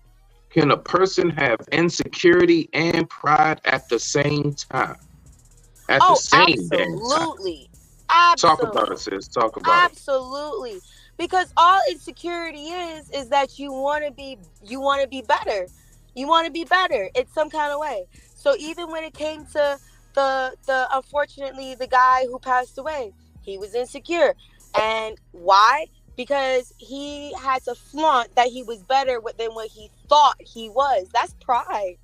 Pride and ego kind of coincide, and both of those get you messed up. So yeah, insecurity can come with pride, or no, pride is insecurity does come with pride, because you're looking to stroke your ego so you can feel better. That's why I say, really, insecurity comes with, interesting. Okay, go ahead, keep going. Yeah, it does. Okay, Think about it. Pride is your ego, right? And if I'm insecure about something, I need something to stroke my ego. So I try to go to power, and then you go to money. Money is power. You go to money. Money is influence. That's all ego. All that's ego. And because you're trying to show people, you're in your whole idea of you need validation from others. So how you get validation for others? You try to show that you have influence, you have power, you have money. So that's all pride. So to me, insecurities are the root of a lot of stuff. And yes, I think when you are prideful, I think there's a difference between being prideful and just being not proud as in pride, but like prideful as in like, man, like I just had an accomplishment. That's great. You feel me? Like I'm proud of that. That's one thing. But having pride as in like ego, like you're not gonna tell me anything, like I'm the greatest person alive, and all of that. Not saying that, all people who say that are insecure. That's not what I'm saying. But what I am saying is, if you're what you say? Nothing. Keep going. Oh, okay. So yeah, I'm not saying like you can't gas yourself up, but a lot of times when you're hella insecure, that pride comes out a lot harder. So those are my thoughts. I digress. My mic is muted. I love it. Respect. You already know. Who wants to tap in on that? The floor's open on that. So we ain't even gonna go in no order. Chocolate, Grizz, Soap, Gracie, what y'all got? I got my piece on it. Ladies, any ladies want to go first? Grace, it's on you, Grace. I'll go. Yeah, I was just trying to make sure the ladies go first. I can tap in. Absolutely, you can be insecure and prideful at the same time, because being insecure and getting your ego stroked is going to turn you into a prideful person. And being too prideful is you're trying to cover up some insecurities. I have been friends with some of the most beautiful women, and they're thin and they're beautiful, and they have them. I was so shocked to see how insecure they really are. I'm like, you're perfect. I'm the chunky one over here trying to lose the weight. But it's amazing. You'll see the most richest guy still be insecure, but he has to walk around prideful. He can't let nobody know. That's a weakness. And it's yes, Smitty, you can absolutely have both. They both interchange with each other because one fulfills the other and one empties the other. So it's sad. And we all have insecurities, and that's okay. But it's how we handle those insecurities. It's what matters. And being too prideful will bring you down because it's not good to have too much pride. So with that being said, I'm not going to drag it because I know we got a full panel and we got some more shit to roll out. I digress. My mic is muted. Respect. Okay, now, Chocolate, you want to tap in on that before I go? Yeah, I'm here. I'm sorry. Okay, now, just making sure. Okay. I want to make sure I answer your question. Oh, yeah, I got you.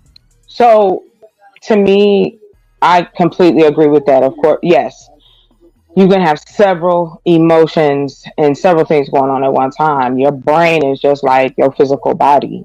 Women can. I'm sorry? I don't know why I had to say that. I just did. Go ahead. My bad. I just bugged out. I'm back. Okay, so with that being said, your body is just like your mind. If you grow up with your body being bruised and beat up and you go through things, it's going to have effects on you later in life. It's the same thing mentally. If the different things that are happening in your life are hitting on several different things, to what she said earlier, your insecurities, flashbacks to what may or may not have happened to you, being bullied or feeling that you're less or not knowing your worth, just whatever the dynamics of it may be, can lead a person to do certain things. So I again say, it should be, I don't know, how should I put it? Again, I say there should be support for that. It's just a lot. It's a lot. And y'all got it. And I'm gonna tap in briefly and then I'll let you get in there, Grizz. And so what I come to when I hear that, so can a person have insecurities and pride at the same time? To me, it takes me right to the saying, closed mouths don't get fed. So what I hear when I hear about, insecurity and pride, what comes to my mind is the individual who knows that they have certain flaws. They know that there may be certain things that they may have to work on, let's say. They're around an individual who really can help them get that together.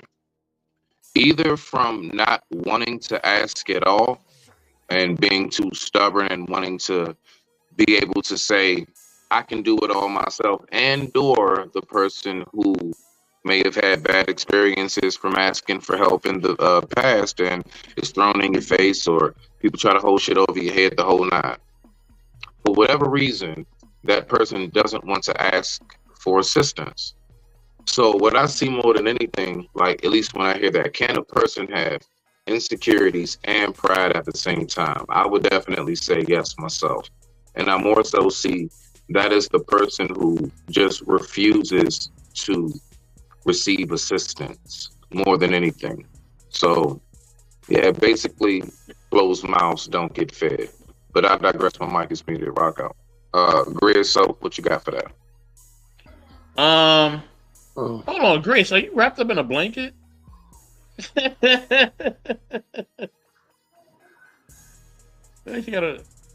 Okay. Why'd you do that? So, damn. Okay. She was wrapped up in a blanket. I'm sorry. Come back, twin. Come back, twin. Yeah. Rock your snuggie, girl. Rock your snuggie. Oh, she was in a snuggie? Okay. Rock I your want to snuggie. fall asleep on the stream again. You know what I mean? She had the turtleneck edition. Yeah. That was turtleneck edition. Okay. Turtleneck snuggie. Let me say this. I think that thing hitting that thing like that. I'm gonna order me one. I think Nah, I I think ain't that lying though. when it I'm comes dead to ass. pride and ego, we just got to be careful. You know what I'm saying? And we just have to just check out like our pride and ego at the door. Well, our Mm-hmm. insecurities and our pride at the door, and we have to have an understanding. Thank you. That we are, we as a people, we sometimes, you know what I mean, we don't when we are struggling with certain things. You know what I'm saying? Oh, it's a hoodie. I thought she was wrapped up in a cover. My bad. No, I'm You know what about I to mean? walk Biggie, and it's cold outside. Got you. But yeah, man, like we just have to be just mindful and careful of just certain things that we allow in our environment that will influence our perception of ourselves and the people around us. You know what I mean? If we're not Mm-hmm. doing that, then of course we're just dealing with all these type of different energies and feelings because we're not being aware of our surroundings. We're not being aware of what we watch. We're not being aware of how much sunlight we get, how much water we drink, fruits, veggies, being outside, connecting with people that actually will encourage us and reading things that will encourage us, right? All these things play a factor into how we view ourselves and view the things that's going on within ourselves. So we got to be mindful of that so that we can keep, our confidence high and not allow our what I mean, not become self-centered or not become prideful. You know what I mean? So that's all I got to share on that one. Grizz, it's on you, bro. From growing up in East Oakland, I had what was it? Pride in what else? Smitty, what was it? It was pride in what else? Yes. Can a person have pride and insecurities at the Yeah. same time? Okay. Okay. I Yes. appreciate that. Thank you. So being Respect. I from a person who get picked on, I use my pride I use my pride as I use my pride as a shield. I used it because for the fact I used to get picked on a lot. So I would have a persona of I know everything when in fact I didn't. And so that masked my insecurities from the way that I looked, the way I carried myself. I had no respect for myself. I really didn't really care about any. There was a time I didn't care about nothing, and I was too stubborn to even ask for help and stuff like that. But as time went on, I actually learned how to, little bit by little bit, dip my shovel into into my insecurities and my pride, and like basically put it in another jar and throw it away. But yeah, in the words of Pyro from X-Men Part 2, I'm the worst one. So yeah, I definitely agree that a person can have it, but also too, also feel like it's what you do with your pride and insecurities. Are you going to use it as a shield, or are you going to use it to just show off, or are you going to be ignorant about it? But I digress. My mic is muted. I'll holler. Okay, so what you got? Because I got a question I do want to propose that I've been kind of wanting to ask people for quite some time. What do you have on that, sir?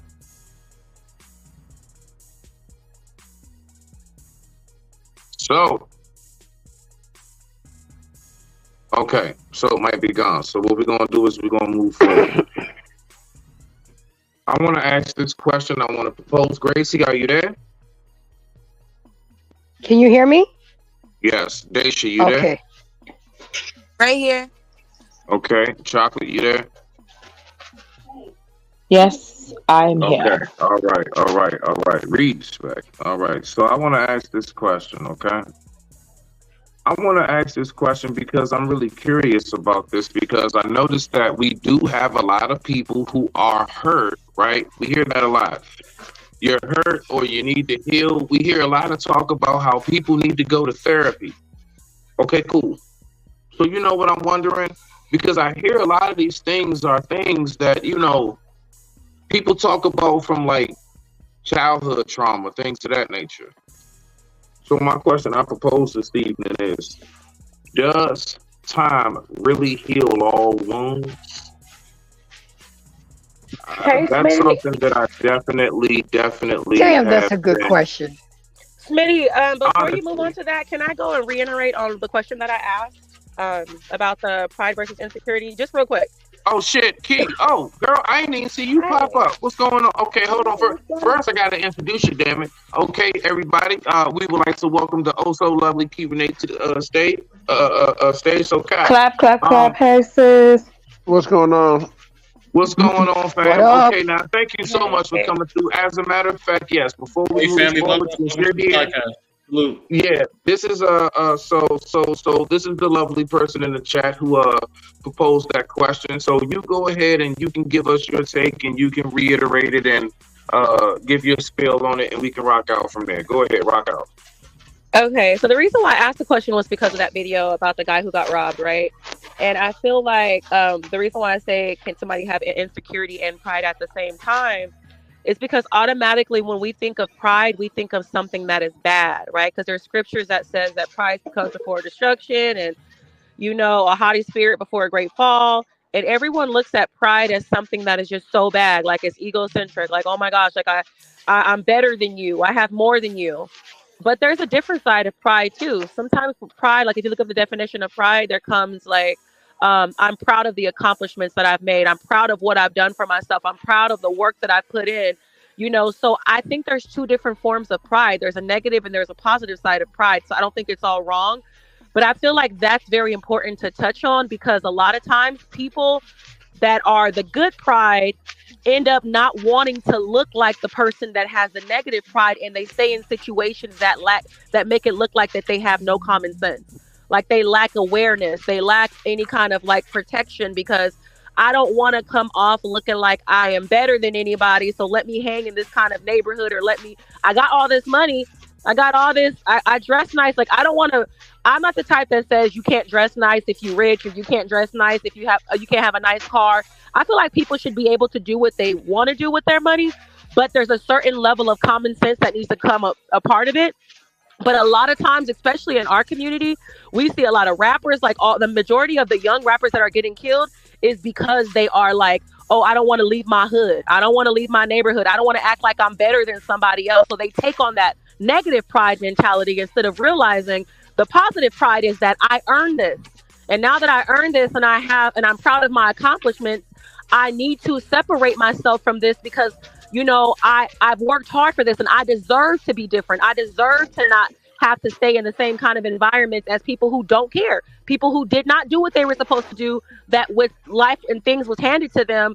So the reason why I asked that, insecurity is the same thing. I mean, can you have insecurity and pride at the same time? Is because I think a lot of us, not a lot of us, but that's one of the major factors when people are flashy. I think it's like, I think a lot of them may not be insecure, but they may have like a certain like negative, they may have like a certain negative pride where it's just like, not a negative pride, but they may have the mindset like, I don't want to be like better than anybody else. I would say negative pride is arrogance. Would you say that? Falling into arrogance. Yeah. Yes, definitely. So I think that's something that should be touched. I'm sorry, go ahead. No. Go ahead. And I just wanted to say what I like that you came up and broke the context down on the question that you asked. Because there's a spectrum of it. We all have pride. We all have these things. These are those universal things. Now, how much of it do we have in us that is utilized in our personalities day to day? It depends on the imprinting of our surroundings. And I just wanted to add that piece to it. My bad. Go ahead, y'all got it. No, that's how I just wanted to add that part in there because that was my reasoning. Because I think a lot of people, like the question was asked, well, what do you do? It needs to be educated. What do people do when they have new money? You know, I think a lot of it is that survivor's remorse that they face, that they don't want to be prideful. They don't want to be like, I'm better. And you are. Like, it's not that you're a better person, but can we start patting ourselves? I think that's one thing we don't do in the community enough. We don't give ourselves enough accolades and enough like claps and applauses for the stuff that we've overcome and the stuff that we've done that separates us from a lot of people. So we want to hide underneath the cloak of, I don't want to be prideful, I want to be humble. But there's a good pride where it creates a common sense in you that doesn't allow you to be in these certain situations that brother was in. Like, even though I his would stuff call was fake, good pride but self-assurance and confidence, and I would call bad pride arrogance and ego. yeah, agreed. Respect. Rock out. Okay, well, I'm done now. All right, now. I love it. Nah, real shit. Nah, I love that shit. All right, so look, I mean, so basically, you know, getting to where we was at on this, right? And thank you so much for showing up, Sister Kai. I appreciate you. Come up anytime. Gracie, we're gonna start with you, and let's see what we got on this one right here, because I'm also curious about this question right here. Considering we hear a lot of people talk about their, you know, past traumas from childhood and everything else, we know that we are walking around a lot of hurt-ass people. It's a lot of people you can tell you real salty about some shit that I don't have nothing to do with. This shit happened to you years ago, relationships ago, jobs ago, okay? Grades in schools ago. But for some reason, decades later, for some reason, you real bitter. And you take it out on me, and you take it out on a lot of people. And I just be curious about this. So I'm just wondering. We be thinking about this, and because we say it a lot, and I'm proposing that question to reiterate one more again. Okay, now, with my proper ass. Gracie, and we're going to go down the line. Does time truly heal all wounds? Time heals some wounds, not all, because some wounds are so deep that without the therapy, without doing the work, ain't no time in the world gonna heal that wound. Then we got to deal with generational curses, because it's so taboo in our melanated community about going to therapy that we just refuse to go, and we keep going into these vicious cycles over and over and over again. That you're right, we got a lot of hurt people out here, and hurt people hurt people. You got a lot of healed people out here and still trying to live and grow. And yes, time heals. Just to blend it, time heals wounds, but they don't heal all wounds. You got to do the work. You got to do the work too to heal. Time is, you know, time is not just gonna. Time is a contributing factor to healing, but you got to do more work to it. But a lot of us just don't believe in going to therapy or talking it out or just doing different shit. Some people just don't know how to heal. And that's why, thank God, we have YouTube and we have content creators who maybe they listen to me or you or anybody, and we could have helped somebody, and we just don't know how we're helping somebody just by saying some words. So with that being said, some people not know how to heal, Gracie, or do you think they just don't have the tools and resources and able to recuperate and rejuvenate? all of that put together, Smitty. They don't know. They don't have the. If you don't know, how do you know where to go to get the help? If you don't know who's there willing to help, if you don't know, and it's our responsibility, and that's what's required of God, is to love thy neighbor. If I see that you're hurt, and I know how to help you, why not help? Why not help? I'm not saying you gotta do everything, but at least lead them in the right directions. Give them a phone number. Hey, I know this person. They might be able to help you. Any little thing may help. You never know. You never know. We can't give up on each other. Now, there's some people that just can't be saved. They so lost in the sauce. You can only help those that want to be helped. Not everybody's going to be fit to go on this journey. Many will perish. You know? But we can't give up on each other. We're too valuable for each other. So with that, like I said, I'm not going to be long-winded. I digress. My mic is muted. Holla. Okay, now holla. So you want to get in there? Yes, sir. Yes, sir. Stop in. We got one more video, and it's gonna be a bombshell. All right. Let's do it. Stop in. Before we go to the next video, I gotta speak on it if possible. Yes, ma'am. No. Oh, you mean something else? Oh, mean this topic? You're talking about the topic. No, everybody's about to get in.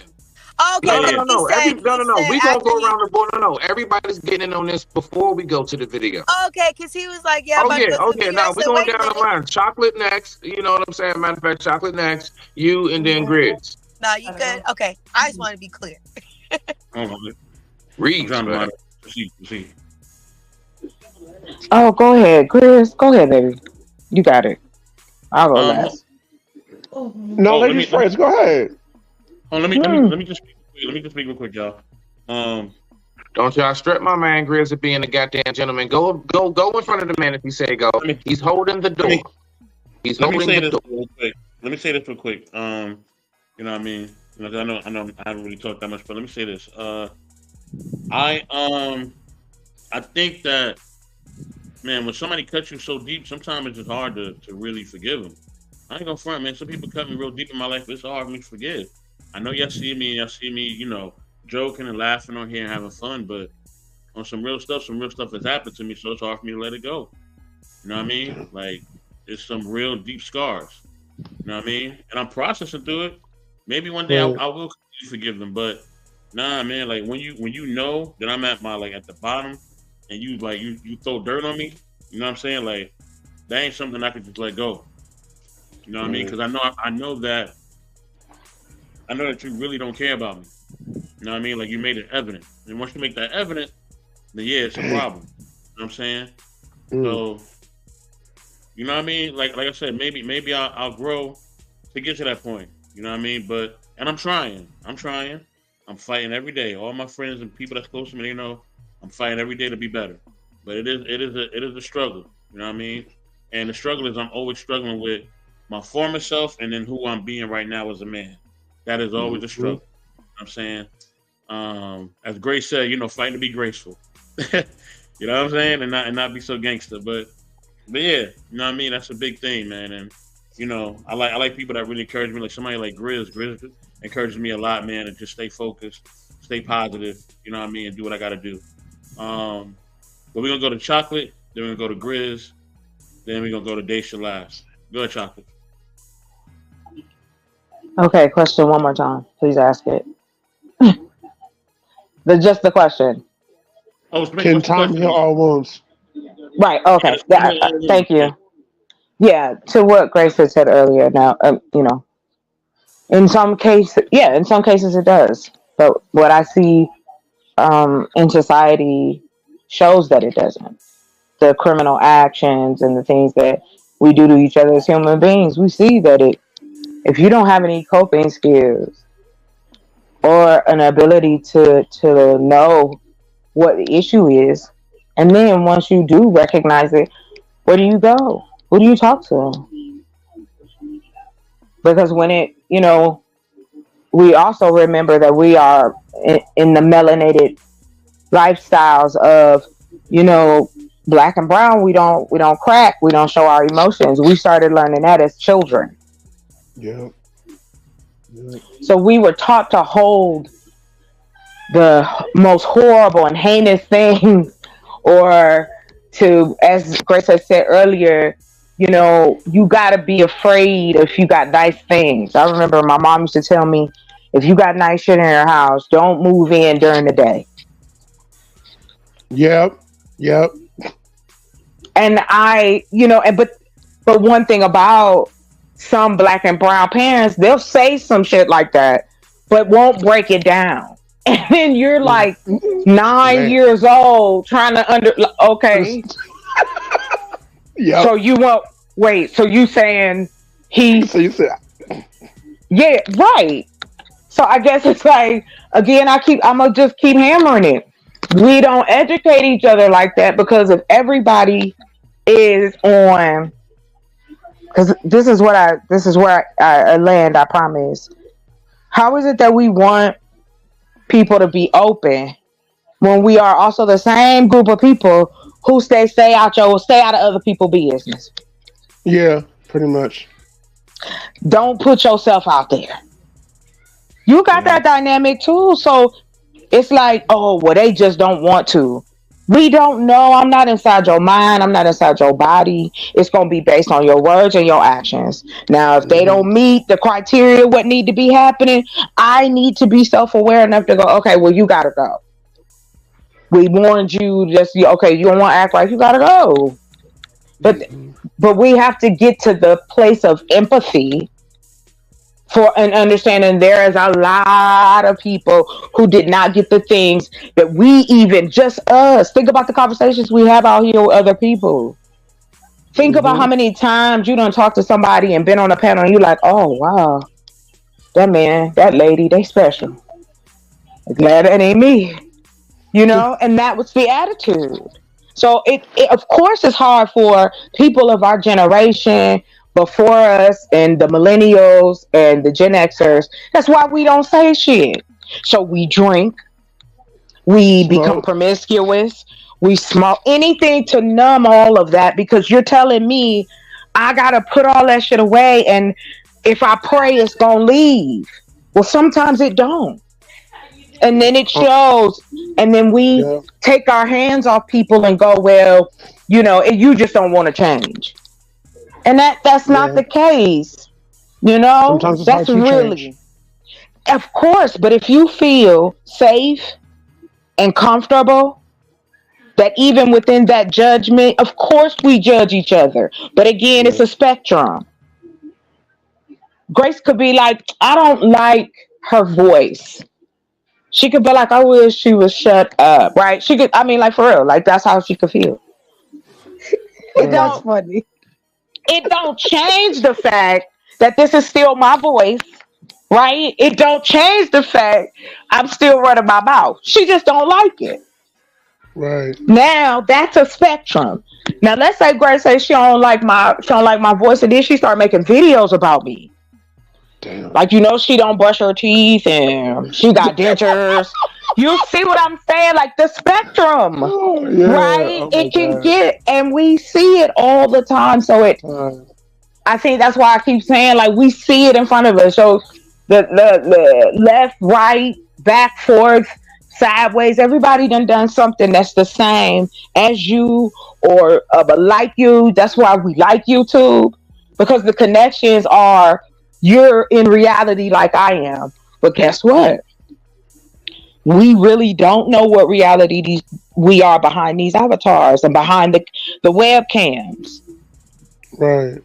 So we on a trust factor. Now, we won't say that because you trust that I'm going to do what I'm supposed to do. You trust that I'm going to get in my car and drive right so you can get where you got to go. I'm going to trust that the lights is going to come on because the man at the generator plant went and flipped the switch. You know, we are connected in so many different ways, and then we put all of this on us and then go, well, why are you acting like that? But then when I say, well, can I talk to you about X, Y, and Z? Now you looking at me sideways. So you got two generations of people who have gone through this on a majority scale. And I digress. I apologize. I wasn't trying to ramble, but that's it. I land there. Miss Chocolate. No problem. Miss Chocolate. And I'm gonna say something quick. Yes, sir. Miss Chocolate, yes, first sir. of all, don't ever apologize for being who you are. If you feel like you have to go on a rant, sometimes God is saying, you know what? I need to say this right quick. Don't bring God into her rants. That's all you, Chocolate. You just do what the fuck you do. Don't you bring God into this shit. Don't do that. You just do what you doing, Chocolate. Yes, man. All right, may the Lord have mercy on us all. May the Lord have mercy on us all. Thank you. No, but I'm like this. For me, okay, so I don't know if any of you believe in this or not. So between junior high and high school, I've had a lot of premonitions about people dying and stuff like that, and they all came true. The most recent, like some of y'all know about this. So the most recent death that I've ever that I predicted was the softest one, but it was the hardest one to take. It was my sister. That will never ever heal at all. I'm so sorry. I'm so sorry. So, I'm gonna play this. When you have literally had a telepathic, when you had an empathic and telepathic connection to someone who means a lot, I'm playing this like hypothetically, if she was alive today, she can be in China or Japan. I know exactly where she's at. She wouldn't even have to tell me. The most freakiest thing that she's ever done was I'll call her and she's like, brother, what's the matter? I'm like, wait, hold up, how you doing? But I mean, that, and also too is like about time healing on wounds. Like I know people from the hood who don't even talk to me no more for whatever reason. I might pass them up and say hi, whatnot, whatever. But I'm gonna keep it pushing. I might just stop and say what's up, what's going on. But honestly, for people to just say, not say, you're not talking no more. You're trying to say hi. What's good. Checking up on them, like, what's good, what's going on. But that's like they don't know you. I'm like, oh, it's okay, it's like that. So I mean, I would say yes and no. It depends on the severity of the certain situation. Like somebody dying, or if someone's, or if you had like a 50 Cent type of thing where the person shot you, left you for dead, robbed you and took everything, of course you're not gonna forgive them. But I'm about to land this right here. But it's just for the fact that, and also too, I've died before. And prior to that, I've come close to death several other times before that and after that. So it's just kind of hard for me. So I'm actually going through therapy through a friend of mine. But yeah, Chris. Yeah, yeah. Do you really truly believe? One more time. Hey, Grizz, do you really truly believe?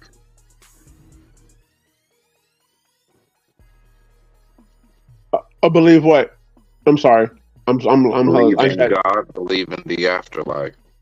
Yes. Yes. I have been there. Yes. Oh, wait. So, okay. Calm down. Let's not go back just yet. Stay here. I got a message first. Okay. All right. So when you were speaking about how you and your sister, like you said, man, it don't matter if she was here or Japan.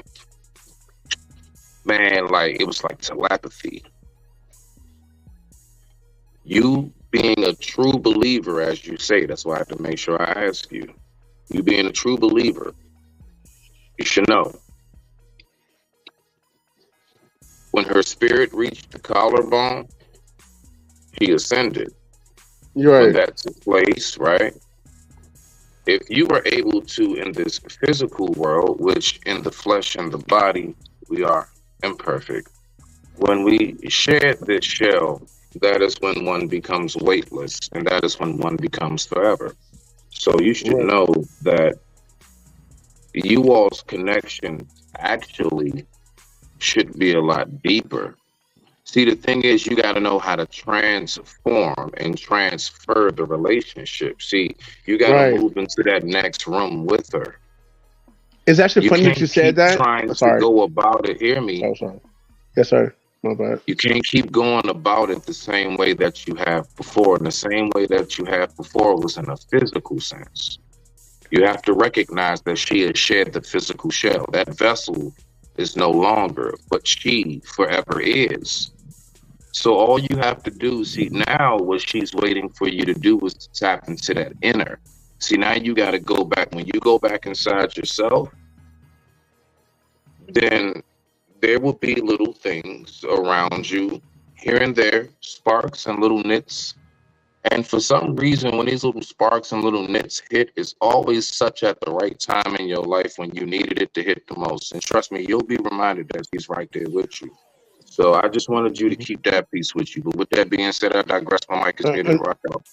I appreciate much love, brother. Definitely. It's kind of funny that you even said that. For an interview he's seen Star Wars, when she died, actually even to this day, it's like as if her spirit, literally, I can literally see and feel her spirit like right next to me. It's like, okay, you're doing the Star Wars thing. I know you're here. You're good. But yeah, I digress. My mic is muted. I'll holler.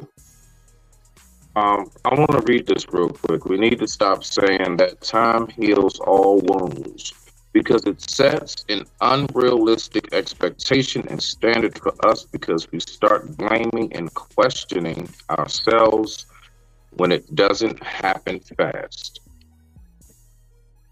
Shot take on that.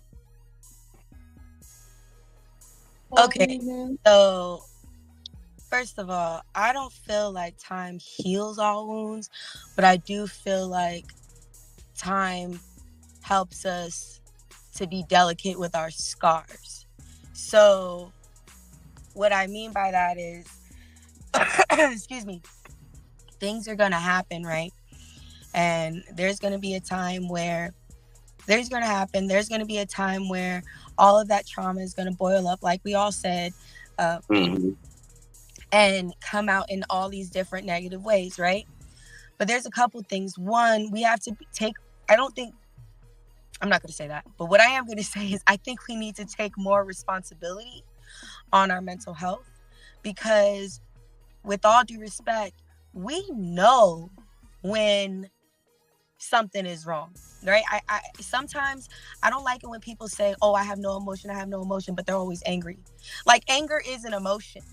So if you say you're always angry, that means you're hurt somewhere, which means you need to go get help. And yes, I understand that getting help isn't always easy. I do understand that, but say someone does have the opportunity to, then they're able to not necessarily heal the wound, but learn how to control the hurt in a sense.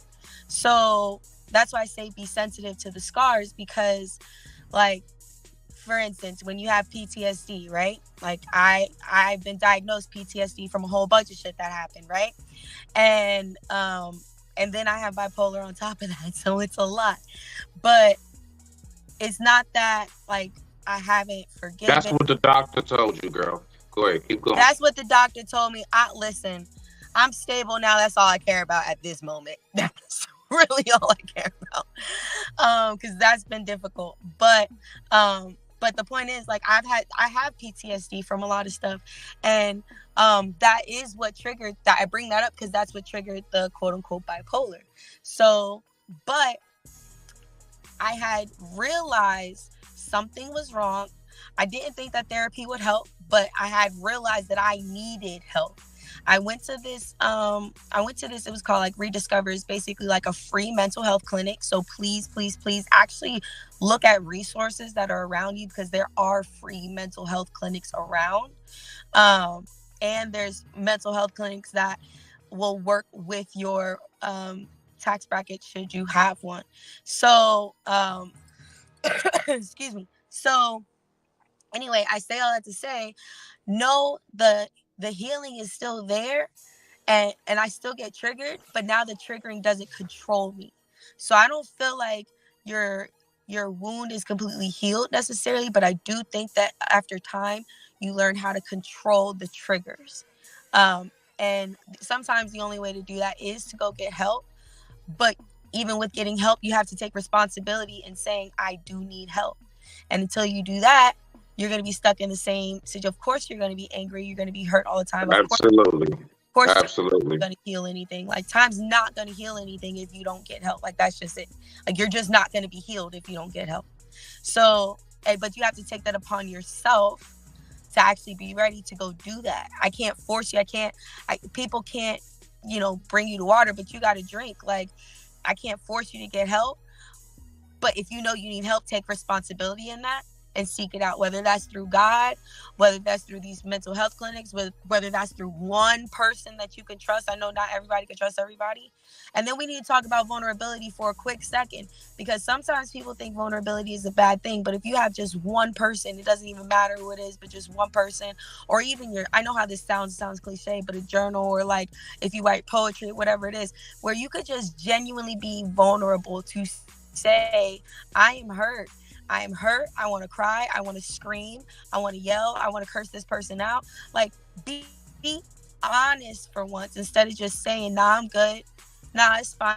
I'll figure it out. No, it's cool. Because guess what? That's what's building up. That's what's being bottled up. So if you have the opportunity, you don't got to tell everybody everything, but you could just be like, yo, I'm just having a real bad day. I just had a trigger moment and I just need some time. Like, you don't have to, and then allow yourself that time. That's another thing. We keep trying to fast track healing. That's not a thing. Healing is work. People don't realize that vulnerability is work. You have to be strong to heal. Like, you have to be strong to attempt to heal is what I'll say. Because, like I said, healing, I don't think it completely goes away, but I think you have to tame your scars. Nah, that's true. Because even with my accident, the doctors were speaking to me about how they have seen patients who were capable of healing, but they actually made their physical circumstance worse because of their headspace. Exactly. Because they thought so negative. They actually thought illness upon them physically. And I have been told that, yes, because of your headspace and because it being beyond a positive state, that is why your healing factors have been significantly advanced. So you have a great point there. Thank you. And that's exactly. Yeah. So I digress. My mic is muted. I love it. I want to address something. So we also love it when the missus goes ahead and drops us her comments, love her thoughts. So this right here. All right. So babe, look, this is my thing right here on this piece. Some people will not heal, and that's okay. And she put that part in all caps. Okay, babe, I'm gonna be honest with you. I totally believe that it is the polar opposite, and I believe that's very dangerous. Not the fact that all people won't heal. I believe that's just a factor of nature in life. But when you say that's okay, nah. Because me, and I'm pretty sure most of us on this panel who aren't those hurt people have come across those hurt people and they rub that shit off on us. There are a lot of hurt people who, because of their unresolved issues, they go and do some of the most horrendous things out in society. So I would say, I don't know. I mean, I guess I think, okay, maybe I'm looking into it too deep, babe. All right, maybe I'm looking into it too deep, but I'm just saying, I don't believe that's something that I would look at as okay, because we all know. I mean, I don't know if anybody knows the saying, "Hurt people what? Hurt people." So if you got hurt people out here who are not healing, a lot of times I look at that as real dangerous, my love. I'm gonna be honest with you, but maybe I get what you're saying. We could talk about it later, but I just wanted to tap in on that piece. Did anybody else want to tap in on that piece? Am I thinking too deep on it, y'all? Maybe I don't know. Am I thinking too deep on it? I think you're good, bro. Yeah. I mean, if that's the perspective you're looking for, that's why you have a mind. She done spoke for herself. Okay, all right. I'm not reading it correctly. All right. Okay, I don't know. Okay, maybe I'm not reading it correctly. So, I mean, okay, so some people will not heal, and that's okay. Start teaching people to stop looking to heal and to start looking for what helps us cope and deal with what we are going through. Yes. I'm totally. Well, Thank you. okay. Oh, I'm sorry. Yes, I totally sorry. get that part. I'm just nervous about the people who won't ever heal, and that being okay. These people are in society. That's all. But what I'm do saying. you? And I guess my question would But I be, mean, everything else she's saying is like, I mean, no, I have no disagreement with that. I mean, that's smack Right. on point, bro. That's smack on point. well, I guess my thing is this: we know that there are criminals, right? We know that everybody is not, coming out of a particular segment of our community as a criminal, right? We know this. It's all day, every day. However, there were other human beings who thought, before we got here to this point, hey, we might need to have some, because people who wild out in society, we need to put them somewhere. We got to teach them a lesson, the way we teach children lessons, the way we punish. You're not given these aren't excuses. These are things that the words we use to describe certain things and all the things that we've learned as It's through school, through college, through elementary, however. Someone else was teaching that to us. And we took some of that with us. Some of that shit, no, it will never help us. But we learned the basics of how to be universal. Follow the rules. Respect authority. Sit down when you need to sit down. Be quiet when you need to be quiet. Those basics, right? We're getting reinforcement from our parents and grandparents and so on and so forth. So all the adults are telling us to all do the same thing. Be quiet and sit down. And so now you got all these people who are now adults who have been sitting down and being quiet, and they can't do it no more. Because to what the young lady said in the comment, we don't have any resources. Where do we send people who are going through something?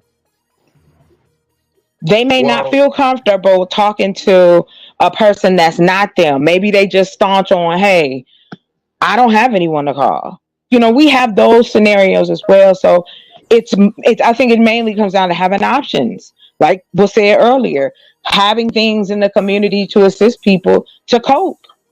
Because they're not there. And go ahead with that, my baby. Okay, all right, no, that's good stuff. All right, no, I got you. No. So, you can take that down. Let's get to the video, Brody. Okay, last part. Well, she says, I said that people need to deal with what they are going through.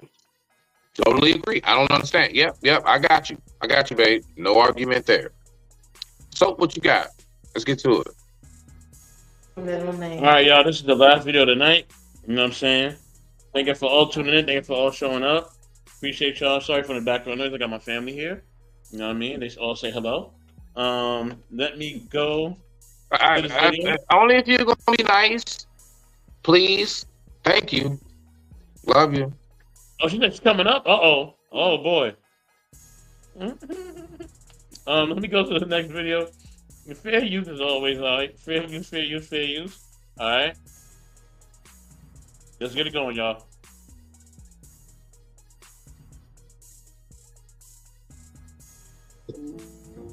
I don't care. Look at me. I don't care what the fuck we have to go through. I'm gonna go through it with you. We're gonna go through it together. Listen. If you gotta stay with me and find a job, we're gonna sit all night going through applications together. I will not let you fall. You understand me? I am never going to let you fall. I'm always going to have your back. Look at me. You're not broke. You're fine. You got us. And I got us too. So I'm going to be here for you. Always. Okay? You understand me? We're going to get through this. I'm not going to let you go down the drain. I love you for who you are, for your personality, not for what you got. I don't care if you're rich, you're poor. I don't care about none of that shit. I'm broke. I don't care. Look at me. I don't care what the fuck we have to go through. I'm going to go through it with you. We're going to go through it together. Listen.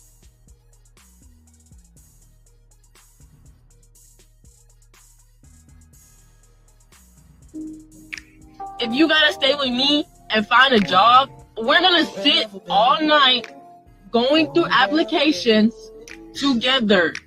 I will not let you fall. You understand me? I am never going to let you fall. I'm always going to have your back. Look at me. You're not broke. You're fine. You got us. And I got us too. So I'm going to be here for you. Always. Okay? You understand me? We're going to get through this. I'm not going to let you go down the drain. I love you for who you are, for your personality, not for what you got. I don't care if you're rich, you're poor. I don't care about none of that shit. I'm broke.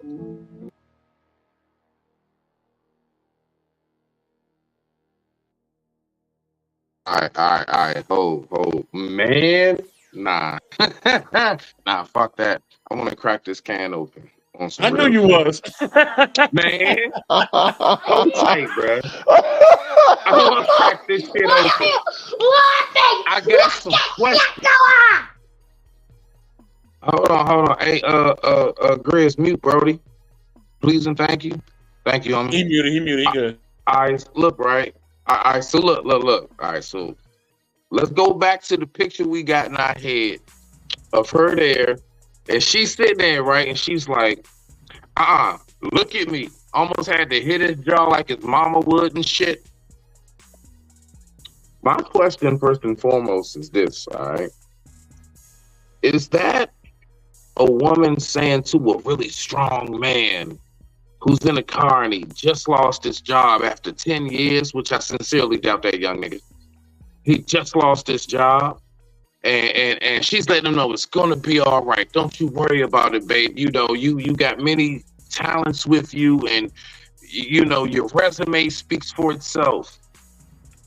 Or was that one of these damn little young chicks who was trying their best to make their little hood ass street Ray boyfriend something that this little nothing ass nigga will never be? No. Nothing that this motherfucker don't want to be. Now I'm just saying because I be having my questions, okay? Because the way that looked, I don't know. It just, I don't know. I could be wrong. And that's why I said I had to ask that question, because the way, man, look, that shit looked like that motherfucker don't want to do shit. It looked like he just got kicked out of his mama's house, but he still got his car. And he was sleeping in the car. She can't let him stay with her because she stayed with her peoples, and she out in the car. Now, where that scene took place was in her driveway. They was in front of her house, right? She gonna go get him something to eat. She gonna go get him, you know what I'm saying, like a blanket and shit. She gonna, you know, tell him that he can sleep in the driveway. That's what's gonna happen. All right. And then she gonna get back in that car after bringing him some of the food that her parents made, because he had the same thing, but his little lazy ass got kicked out. So now, while he's sitting there, he like, man, I'm broke, because he had it in his head he could be a rap star and a trapper. He swore he was gonna be the next Dirk. Nigga swore he was man. Dirk. Shit ain't work out. So now he in the driveway. He got his car. Insurance gonna lapse soon because his mama been paying it. She already on the phone telling him she ain't gonna pay that shit no more, right? And everything else. Oh yeah, my nigga. I'm telling you what I saw just in that little bit of a black and white clip. I ain't finished yet. And so now she back in the car. And so he's sitting there and she's like, we gonna go get these jobs. Now I want you to mind you, notice in that video when she said we would stay up all night and fill out application after application, somehow or another I noticed she had to then grab his face and turn him that way like, nigga, you need to listen. Okay? So what I'm saying is that I'm not too sure if this is a video that's really about a woman trying to support her man because her man really is a strong, upstanding man, or if that was a chick that just refused to give the dude that really got his shit together a chance, and she trying to make this nothing ass nigga something. But I digress. My mic is muted. Don't mind me. M3. I think it's all about struggle love, Smitty. I think that's what it's all about. Hold on. It's just struggle love. Let Gracie go first. And then you went 3. No problem. No, my bad. Because you know, you always No, you good. You guys good. Hold on. But salute you guys. Hold on, I just want to say this. Fuck that. I said what I said. Yeah, that's right, Soap. I said it. Let me just say this real quick before Gracie goes. I can't believe you came up with all that facts information, man. Yo, that's the Scorpio mind. Yo, facts. I came up with all that analysis right there. Grace, it's on you, Grace. It's on you. Okay, I got a good thought and a bad thought when I saw this video. Okay, the good thought, I was like, wow, look how encouraging and helpful, and how, you know, she want to be her ride or die and whatever. And then the fucked up side of me said, yeah, and this is the same chick who gonna build this man and get him right, and then he gonna cheat on her and leave her. You see what I'm saying? But I think they were very young and she was puppy love, and she's trying to be a grown woman in a grown woman situation, and he's young too, and he don't know how to deal with the fact that he lost his job. But it's very admirable, and you don't see young ladies being like this lately with they men. It'd be like, well, fuck you, nigga. I ain't gonna be with you no more. You ain't got no job. I'm out. Peace. You know, so to me, it was very rare to see that. I love it. And I hope that my son finds a woman like that, but they're very few and far between. But I hate the fact that I also had that ugly thought. I said, yeah, she's here coaching him, helping him. And as soon as he get on top, he gonna leave her. And that's really sad because that's the kind of world that we live in today. But I digress, and my mic is muted. I mean, that's a possibility that could happen because it's usually like those type of, losers. But however, I think personally, like, I don't really take none of that video like seriously, anyways, because it's scripted. Everything that, like, here's the thing. No, M3. We know this. We know this. Let's deal from it from a true factor of these are real scenarios in life that happened. Let's look at it from that alone. Let's just say it was a reenactment of something that really took place. The names and faces have been changed to protect the guilty. There we go. Oh my God. Well, every time you turn that strobe light on, man. You know them niggas did it. Well, I'm going to say realistically, you're right. Okay, if you want to put in this case, the woman is pretty much basically lying to his face. She will tell him, however, right? Yeah, she'll hold him down for a little bit, but if he ain't gonna really progress, she's definitely gonna leave his ass. Point blank, period. Look, I hate to say this, but love does have conditions to it. Okay? You could be with somebody that's gonna support you, be your ride or die, but at a certain point, right? If you as a man is not progressing, especially as a young adult, she's gonna go ahead and she's gonna be on survivor mode, and she's gonna go on to the next person, right? That she could see that's gonna elevate his own life and maybe elevate her lifestyle as well too. I'm not saying like everything's gonna be like that case. And then on the flip side too, I mean, Grace is also right as well too. You will have those type of scenarios where the woman is like taking care of like a young boy. He gets older. He still has that young boy mentality. He's not progressed. He's not doing anything. But then as soon as he gets something going on, yeah, he's going to leave her because guys as well too, right? And unfortunately, it be like that.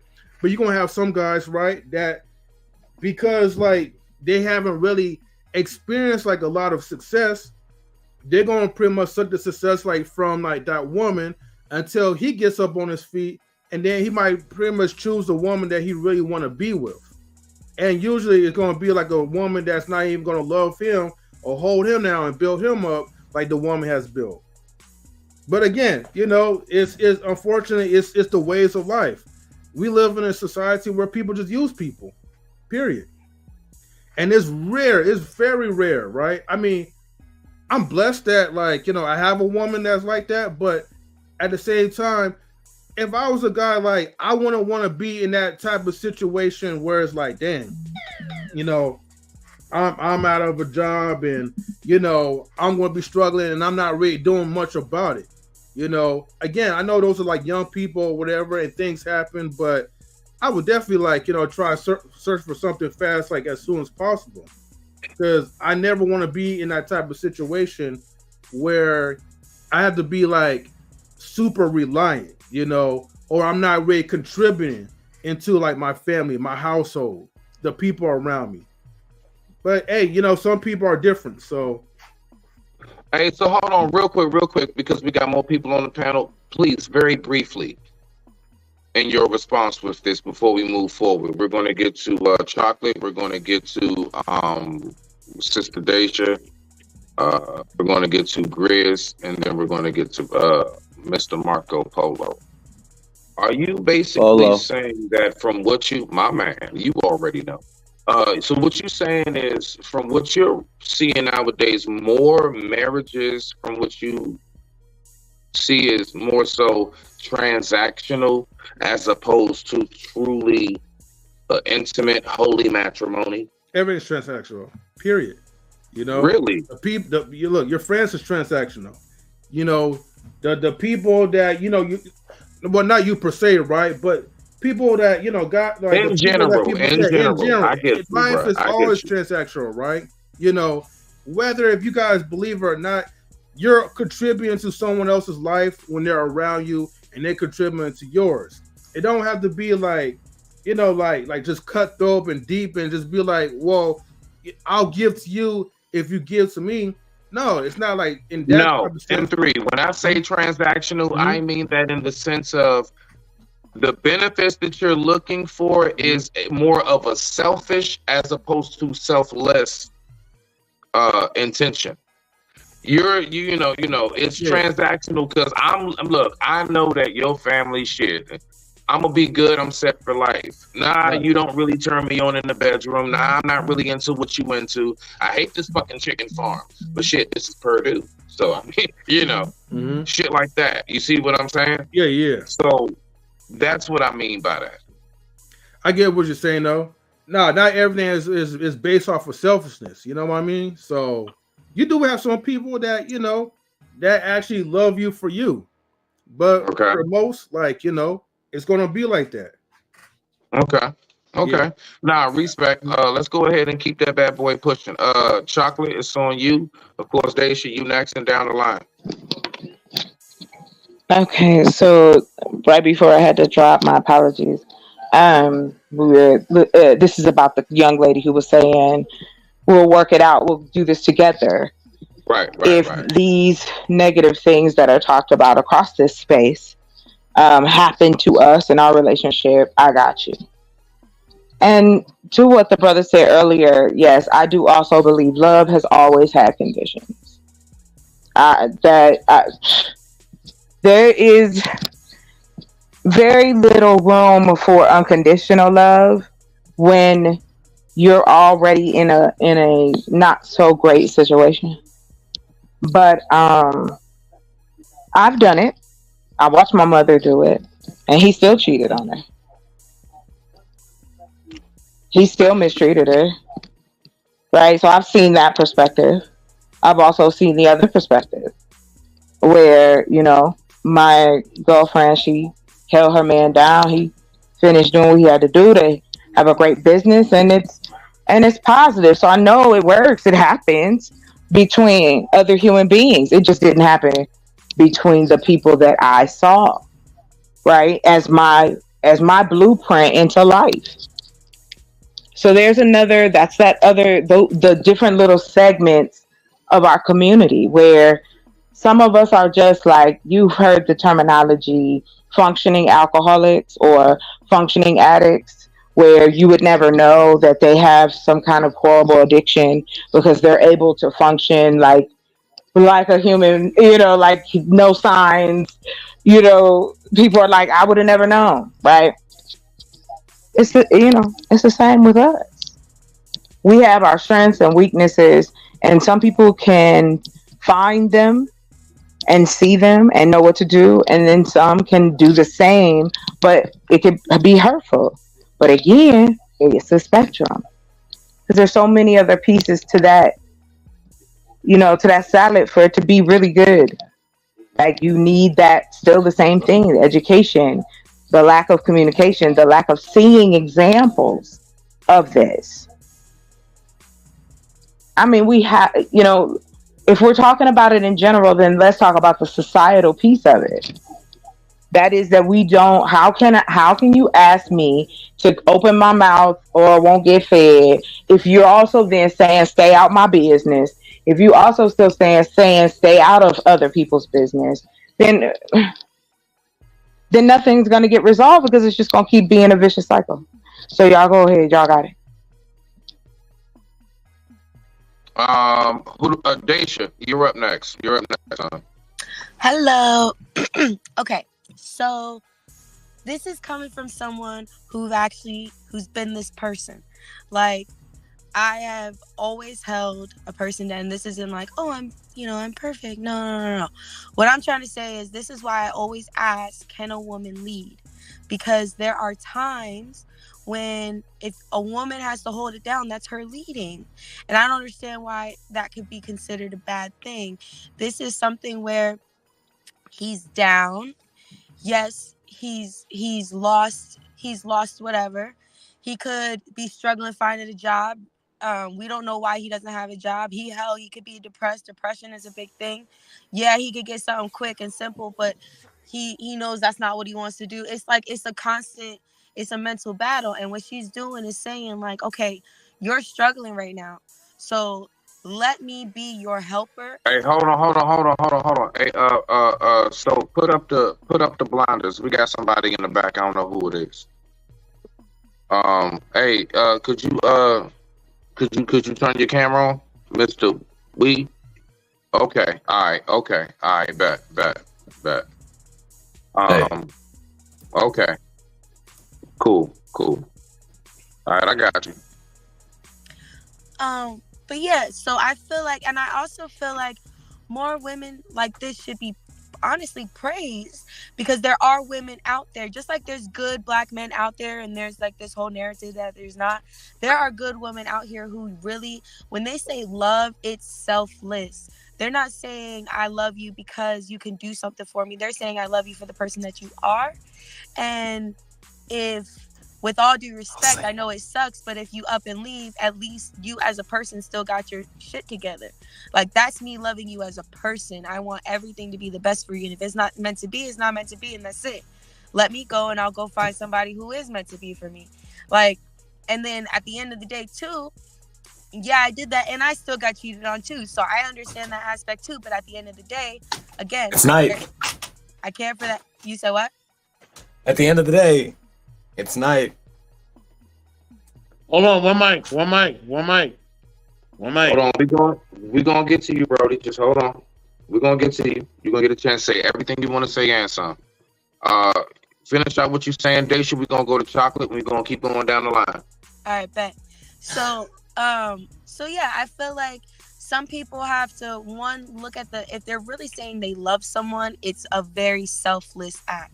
So of course you're going to want to do everything for them. And with all due respect, if they decide to take it and run with it left, well, at the end of the day, that just shows them what kind of person it is. I know how that sounds, but I feel like we forget that we can just move on. Like, I feel like we sit in situations because, you know, oh, I love this person or whatever, and that's cool and all. But at the same time, again, if you really love them, then you'll allow them to do what's best for them. And so if they want to cheat, obviously that's best for them. Go do what's best for you. But at the end of the day, allowing a woman to help you in that way, that's what your person's supposed to do. So I don't think anybody should be prideful. I don't think anybody should say like the man's ain't shit. I really don't. I think he's just a human being who went down, who got knocked a couple steps back, and his partner is trying to uplift him and fill in that gap for him. Let me lean your shoulder, lean your head on my shoulder. Anyway, that's all I got. I digress.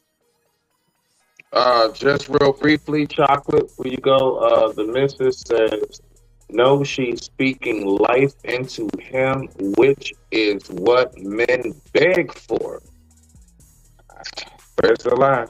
Chocolate, what you got? I got again.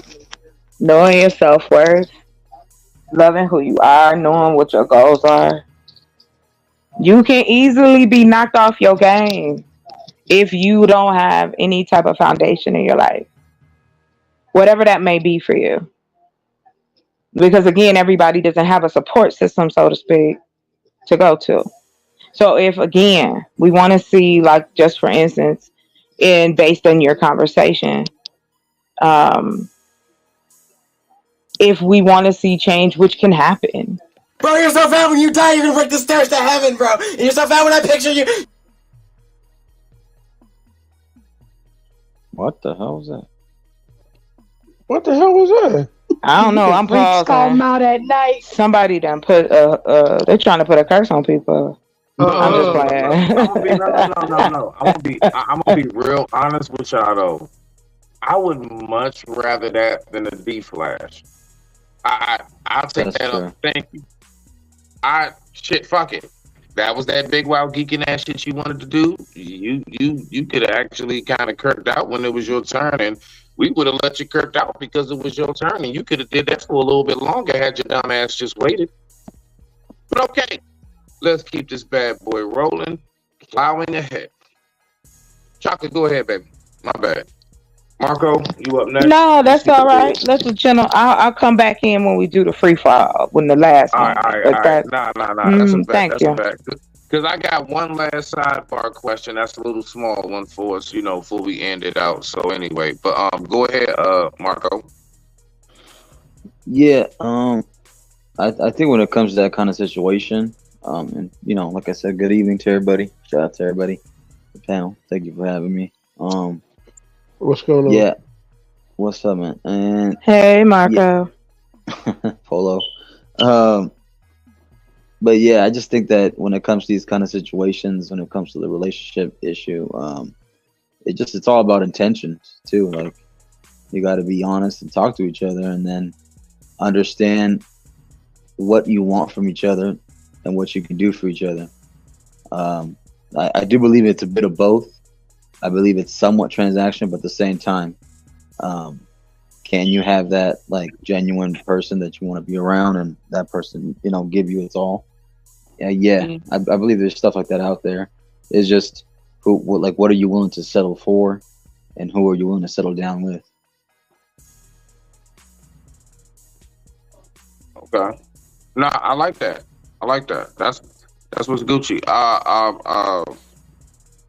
Grizz, do you have a last piece on that before I go ahead and propose the final bar question before we chill out and get to wrapping it up slowly for the night? Because I got this last sidebar question. I actually been through that several times over.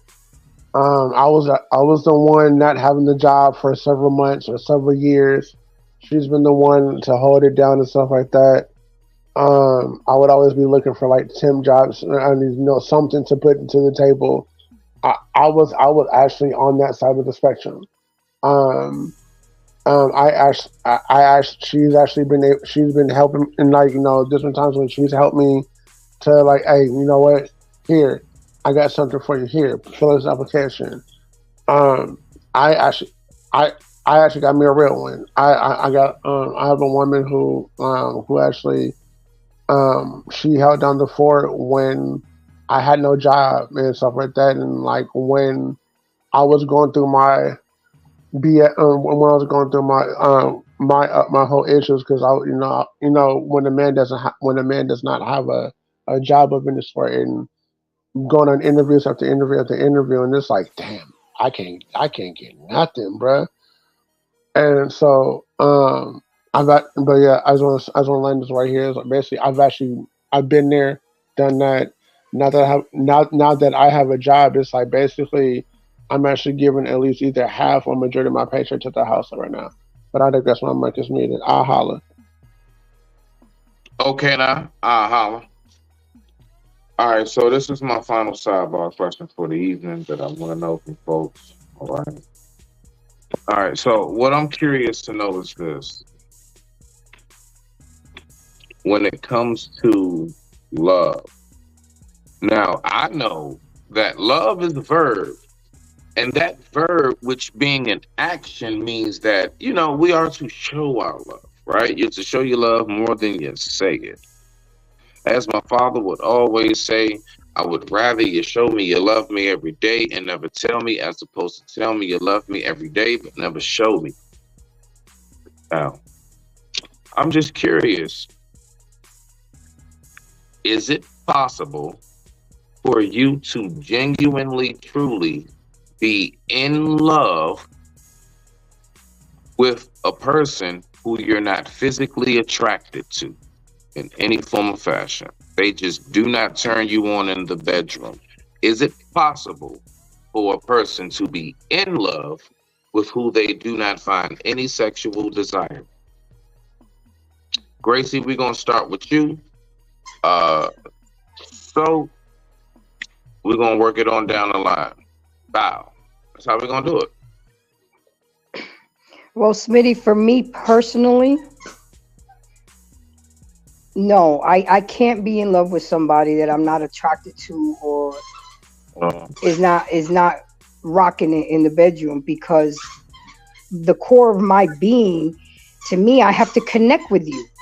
I have to connect with you sexually. I have to connect with you. Can somebody get the rubber ducky? I'm Thank sorry. you. That's Biggie playing with his toy. My bad. Oh, my bad. No. You good, Grace? Is Get that you what we're talking. going with? You good. Is that code word? Biggie gets a pass. Biggie gets a pass. You good, Grace? Uh, Good. So I mean, I'm not speaking for everybody. I'm speaking for me. Maybe it's because I'm older. Biggie, come on. Wait. It's very hard for me. I have to be me. Love and attraction and physical is a very serious connection for me with that person. So you can love them, I can love them, but I can't be in love with them, because it's just not going to work for me. And you already know, twin, how we move. All day. So All day. so I'm only speaking for myself, guys. I can love that person, but I can't be in love with them. And I can make pretend I'm in love with them, but at the end of the day, Right. if I'm not mentally, emotionally, and sexually connecting with you, it's not going to work. It's not going to last. I digress. My mic is muted. Reach. Right. It's on you, big guy. I'll say it like So- this. I think. Yeah, I'm here. Okay. All right. I think that just from the video, I think it wasn't really anything wrong with what she was saying. I think that she was just trying to support somebody that she really loved and care about, right? And if they're going to build together, and that's what she wants to do, then that's fine, right? I think we got to stop putting our own parameters on what we want or what we think people should do in their relationship, and just do the things that we feel is going to work for us, right? So if I want to be a type of man where, you know, I'm working with the woman I'm with, or we're working together and we're doing things together, and that's fine. If I want to be the type of man where, you know what I mean, she's doing certain things and I'm doing certain things, or whatever. If I want to be a man that does everything, it doesn't matter as long as you both agree upon what you want to do and you stick to it. You know what I mean? And you actually, you know, really keep your word, and you really help each other to grow. That's all that matters. You know what I'm saying? That's all that's gonna matter at the end. You know what I mean? Because at the end, are you gonna be able to stand the test of time? In the end, are you gonna really be there? You know what I'm saying? When the wheels be almost dang near falling off, like, are you gonna really be there for that person? You know what I'm saying? You know, are you gonna be there when they're going through a hard time? Are you gonna be there when they lose a parent? Are you gonna be there when they have a career loss or a job loss? Are you gonna be there if they go through something catastrophic? You know what I'm saying? Or have a health issue or whatever. Like, are you gonna really be there? Like, these are the things that we really need to focus on. You know what I'm saying? You know, jobs and all that, all that's gonna fade. It's gonna be one day that you're not able to work for whatever reason that may be. You know what I'm saying? And what's gonna matter is, at the end of the day, is that person gonna really be there? You know what I mean? As the great New Edition says, can you stay in the rain? Can you really stand the rain and stand the test of time and stay together? Like, for real. Like, can you really do it? They don't listen to You know what I'm R&B saying? no more. Whatever, man. We know you do. You definitely listen to R&B. But anyway, you know what I'm saying? Can you really stand the test of time? You know what I mean? And if you can, then, man, that's a beautiful thing. That is a beautiful thing. You know what I'm saying? Salute to those who are trying, because it's not easy. It's hard. You know what I mean? It's very hard to be with someone, to live with someone, to try to have a union with someone. It's very hard. You You have ain't two never different lie, people. bro. You know, I know, Grizz, and I know you know too. You know what I'm saying? We all know it's not easy. Tell me you love me. We can be homeless. Exactly, and love is a beautiful struggle. You know what I'm saying?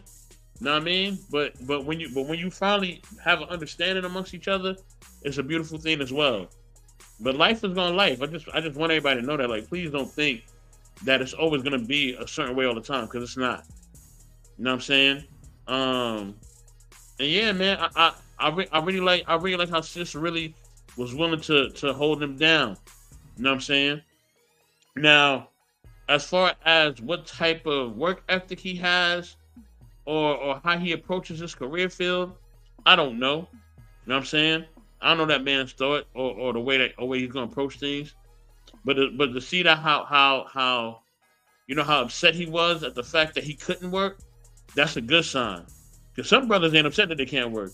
Some brothers like, I can't work. Oh, word, I'm be at the couch. I'm be on the couch. I'm watching the game. I'm gonna roll me something up. I may call me a couple of friends. Like they not upset at all. You know what I mean? In fact, they hope no job call them back. They are allergic to the job. But the simple fact that he's upset that he can't work and really be there and really give to his woman, I you know what I mean? I like that because that showed me that he really cares about her and that he actually wants to build something with her. You know what I'm saying?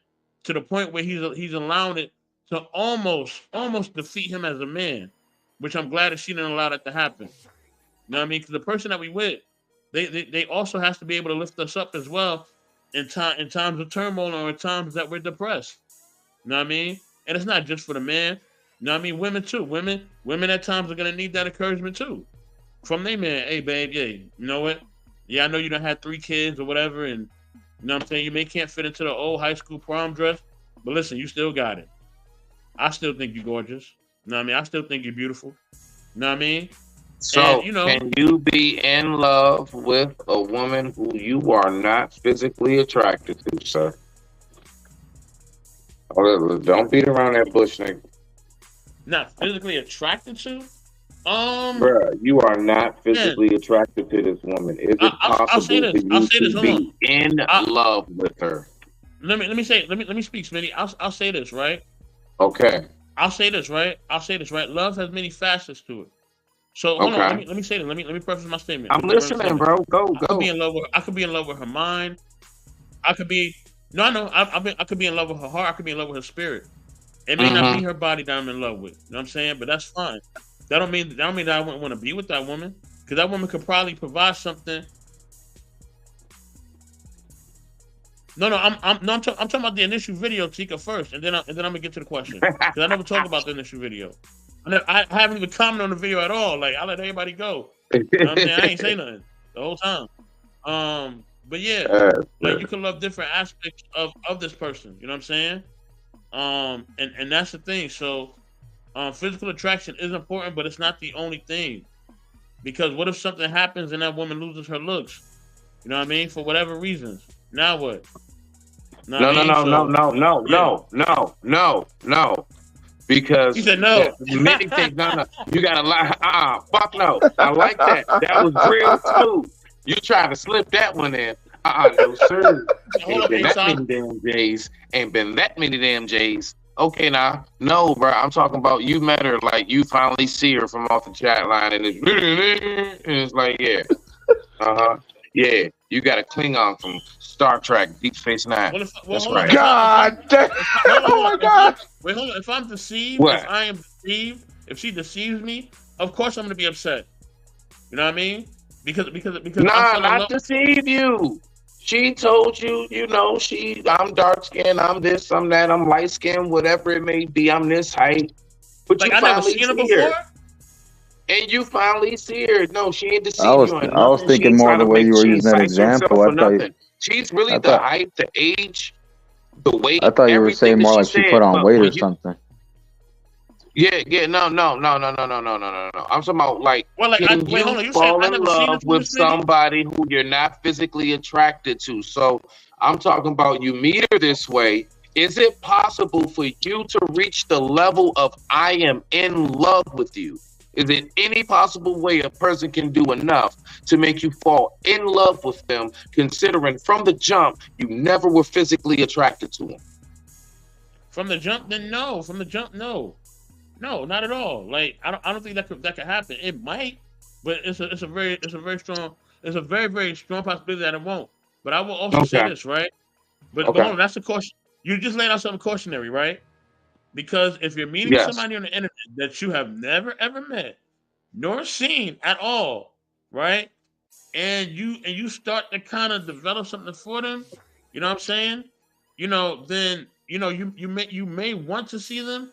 But like with some people, that don't even matter. Like I'm saying, like some people really will fall in love with your heart, and they don't care about none of that. Let's go with you. So let's go with you because we got a panel. So the rest of those who it don't matter to, maybe they're up here. hold on, for me, right? Yes, If I fell in love with for Sonny you. Hart and it wasn't really, and it wasn't really all that, then yeah, I probably would stick with him because I'm already gone. I'm there already. It's a wrap. Not Can I have stick an with assistant? them. Could you get to the point where you fall in love with her, but No, from I didn't. Jump No, Street, I didn't you say. I never didn't say was sleep. attracted to her? I didn't say sleep with them. I didn't say sleep with them. I didn't say that.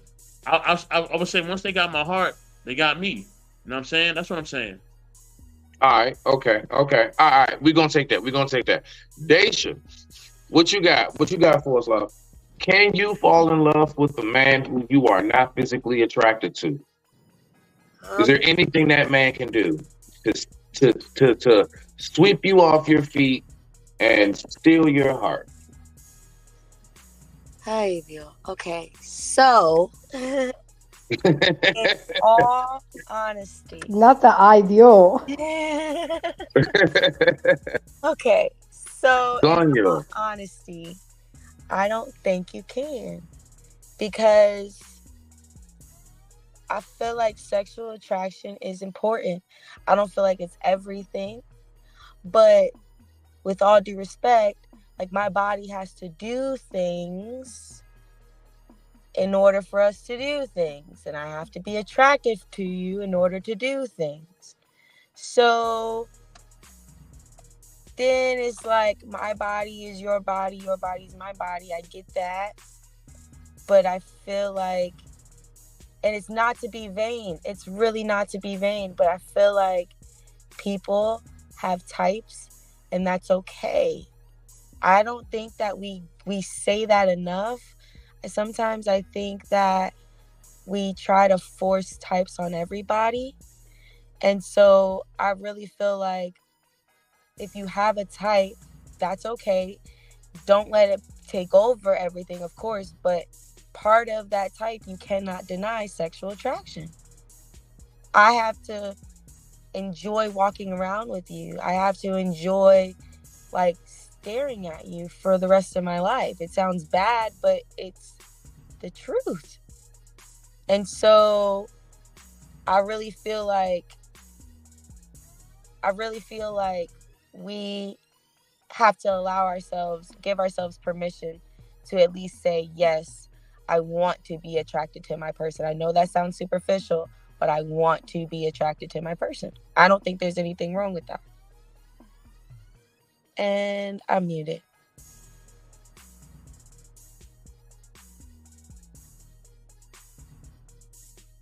Who's next?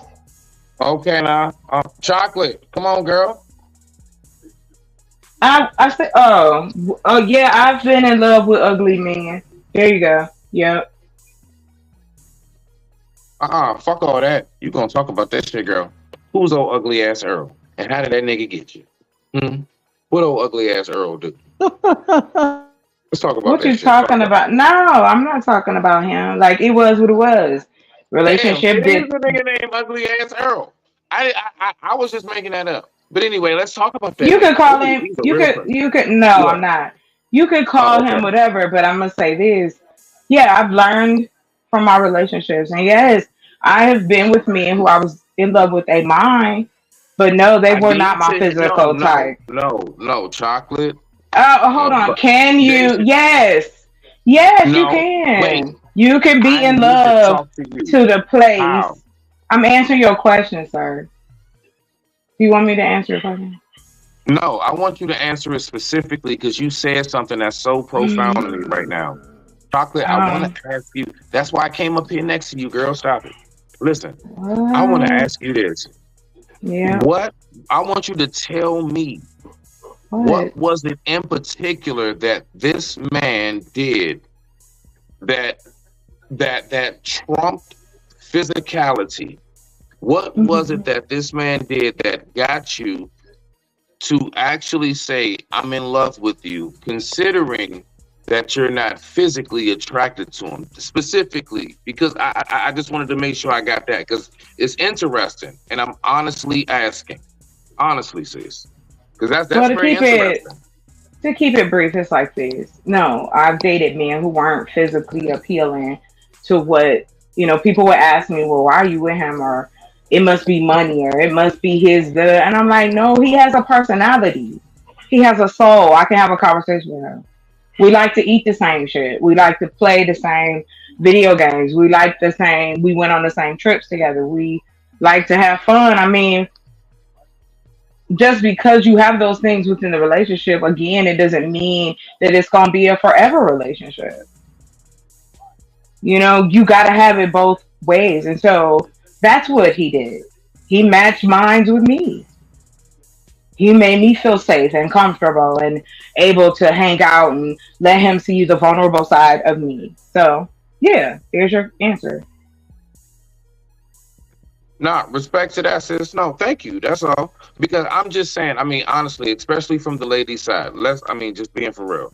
Us as guys don't hear that. I mean, that's almost like a 2%. I mean, that's beyond rare. That's probably the next thing to a virgin itself. A woman who can bypass our looks and actually, so I wanted to hear from a woman who, who actually has that mindset. I want to hear from you. That's all. I really wanted to know. And I thank you for that. Marco, what you got, my G? Can you ask the question again, please, from the top? Can you please? You're muted, Smitty. Yes. So when it comes to falling in love, can you actually fall in love with a woman that you're not physically attracted to? I mean, truly, honestly, if it wasn't for Pornhub and all these other, outlets, I guess people would say, for ladies, your magic bullet, whatever it may be, you would be ass out of luck because that is who you're stuck with. Oh, ugly ass Earl Lita. Okay, so you are with ugly ass Earl Lita. Is there anything she can do to get you to fall in love with her? Although you just don't feel any or see any sexual desire. 98% chance is a no. Damn it, it's a real question. 98% no. I'll give 2% chance. That's a 2%. That's a 2% chance of sunny days on that one. Probably. Why? Because she has everything else you could possibly want. I mean, she really is like the female version of you, Pauls. I'm just saying, like minus the good looks. Yeah, but like, I mean, really, true. Like you all click to a T, but you just aren't physically attracted to her, bro. Is there any way that she can make it to the altar? Can I have an assistant? Oh my God! No, she is not into the polyamorous and all of that other shit. No Polly Pockets. No Polly Pockets. Victoria's been discontinued, and it's been like that since. So no Polly Pockets. No Polly Pockets. Okay. Well, I'm sorry. Why not? Why couldn't he have that? Hold on, Chocolate. Stop trying to influence the man. We trying to get him. Oh my God! I said one word. Keep on going, Marco. Yeah, I just for the most part, no. Like 9 times out of 10, no. I'm only leaving that 1 out of 10 times because I've seen couples where the guy's with a not so attractive woman, or a woman that's attractive was not with a not so attractive looking guy. So like, the same reason we said earlier is like, well, what the hell are they doing together? Or, it could be more one, like 2 out of they might fill out. Ever a reason? You don't think it's ever a reason she's with him outside of money? She ain't with ugly ass Earl, this bombshell, or is it really truly we know like, nah, that nigga got the vet out front. Yeah, we leave this mall. If you follow them to the parking lot, that nigga got the vet. He got to lift up doors and everything else, right? Or is it possible that she fell in love with all of his charisma, his oh so good charm? It could be that. It could be if he checks out 8 out of the 10 boxes, maybe. It could be that he has some little bit of money. He has charisma. He's probably good in bed. It could be he's a good family guy too, and he knows how to fix stuff around the house. Other things that women get turned on by. It could be things like that. You know what I'm saying? So, or vice versa. She She's good at this. She's good at cooking. She's good at making a sandwich. She's good at understanding pop culture references. She's good at making jokes. You know what I'm saying? So rubbing that belly, you know, or whatever, or a six pack, or getting a 6-pack of beer with that belly. But you know, cloudy sky You can between her do it. thighs. Hold Say that on, again? hey, let me say this real quick. Let me say this real quick, right? Y'all are funny, man. Let me say this real quick, right? Because some women prefer rougher looking dudes, right? They like the dudes that are a little more rougher. They feel more protected, right? Bottom type. Say it like it is, Mr. Best. They like sometimes a Paul Bunyan looking motherfucker. Yeah, but they sometimes they like them dudes I that are do kind of not like want I my rougher. woman looking dated. like Dennis Rodman. I dated Paul Bunyan. Yeah, you're right. You're right, Yeah, sir. sometimes All right, go they ahead. like somebody a little more rough Yeah, around the what edges. to chop that tree, chop that bush. Yeah. Yeah, exactly. You know what I'm saying? So they don't want a brother that's groomed like me and Smitty or Marcus. They don't want that or Grizz. They don't want you to all groomed up, whatever. No, they want you to have a little dirt under your fingernail. They want you to be a little scruffy. You know what I mean? Because they feel like that's what manhood about. They want you to kind of have a little underarm funk. You know what I'm saying? But Now that's I know this sounds attractive crazy, to but them. say it again. I'm No, sorry, sis. no underarm funk. Stop that. No, but I've heard it. I heard women they like a man to have like that I'm bush just tail joking. at work. Yeah, I'm just joking. Y'all good. I'm just joking. That's it. I'm just playing. Y'all got it.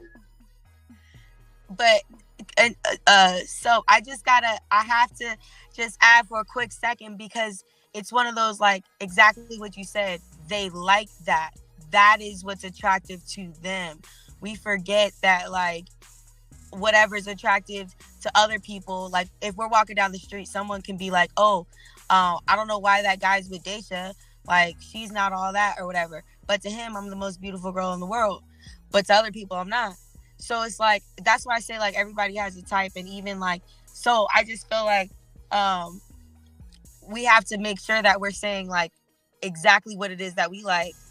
And then I forgot the rest, but we just need to say exactly what we like. So that's all I got. And you're I love that absolutely you right. said it. You're Yes. She absolutely right about that. I want Chocolate to get in here after that because I know you got something to say, Chocolate. She absolutely right. Dave, you're absolutely right. Because I've heard throughout my whole life, right? You know what I mean? You're like a baby. I've heard that all my life. I like a baby. I've heard that all my life. I've been a grown man with an ID, legal to drink. You know what I mean? Dang near 25, and I heard you like a baby. I've heard this my whole life. So, you know what I mean? And so because of that, you know what I mean? I used to get turned down a lot. You know what I mean? Because they thought I was like some little kid or whatever. You know what I mean? So Yeah, and I got turned always up. happened to me. What you said, Marcus? I said, and I got turned up. Oh my god. Oh my gosh. Let me not even say my statement. I'm gonna say it. It sounds like you got turned out, Marcus. No, don't say that shit now. Don't say that shit now, Paul. I gotta mess with you, Marcus, a little bit. I gotta mess with you. I got you. But no, but nah, like, so you know what I mean? So because of that, they was going more for the you know, the brothers that ain't look a certain way. You know what I mean? You know what I mean? Good night, Tika. You know what I'm saying? You know what I mean? Please stay peaceful, Tika. Don't hurt nobody out there, all right? Don't beat people up, all right? You know what I'm saying? So yeah, man, that was a real thing for me. So, but like you were saying, Daisha, everybody has their preference, and everybody has a preference of what they choose and what they like. You know what I'm saying? Whether it comes to a man or a woman. You know what I'm saying? So and even I think also, like, our own perception of what good looking is different for each person. I do believe there are some universally good looking people, right? But that is me, right? That's what I believe, right? Man, I don't even know what this is, and I don't really care. You know what I mean? I'm just gonna do my. Wait, who is that? Hold on, let me put my banner thing up. Hello? Yo. Okay, I'm just trying to make sure you're good, bro. Okay. Oh, what up, bro? I know who that is. What up? What's good, Brody? Nothing too crazy. Just pulled up. All right. Yo! Yeah, that's the Brody. Welcome. What's good? Anything you want to share on the topic? What's the topic? I kind of just hopped in, man. I don't know what y'all was talking about. I heard scruffy dudes. You know what I'm saying? Nah, like, the topic is Could you be in a relationship and be in love with a woman that you're not attracted to physically?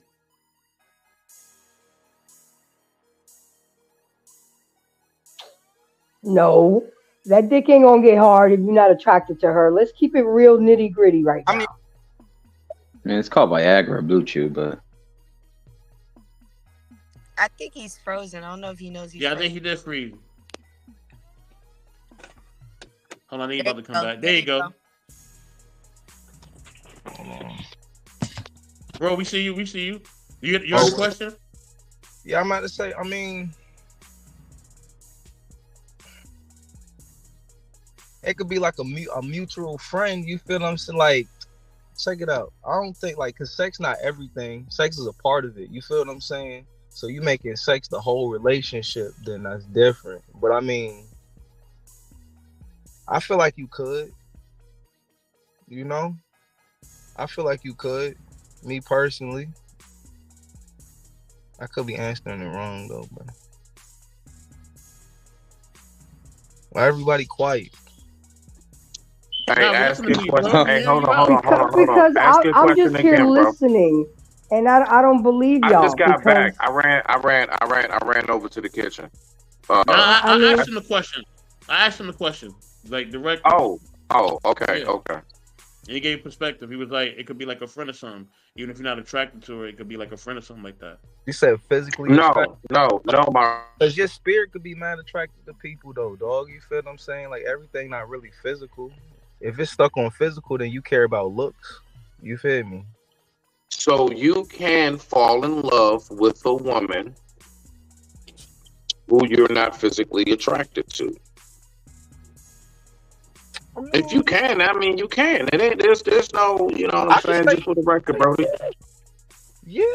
You know what I'm saying? Cause I ain't gonna hold, bro. It was a chick I was talking to. So if you're not physically, because this is all I want to know, because I do believe that majority of us, from men even to women, it is in some form or fashion the initial look before you even get drawn in. If we go to nature, even the peacock, them feathers better be right? You know what I'm saying? Even with a lion, that mane better be nice, healthy, and dark, right? You know, so on and so forth. With the silverback, he better be very strong and be able to show that dominance throughout the strength and the physique. So on and so forth. We have many examples where, you know, if the male is not physically desirable, doesn't mate, bloodline never continues. So I'm just curious, knowing that us as humans, we do carry the same traits, even though we are the apex species of planet Earth, right? Cool. What is it that woman will have that can bypass the initial fact that you're like, oh, no, I wouldn't hit? I'm talking about literally you were saying to your boys when they tap you, hey, so would you smash? And you like, I wouldn't even hit that jump. But at the same time, you're telling me that same jump right there can become wifey and go from a jump to that's my wife. How so? Happens all the time. I didn't say it didn't. Chocolate, let your man talk for himself. Go ahead, Brody. You won't be interrupted by people that don't stay on topic anymore. Go ahead. Jeez.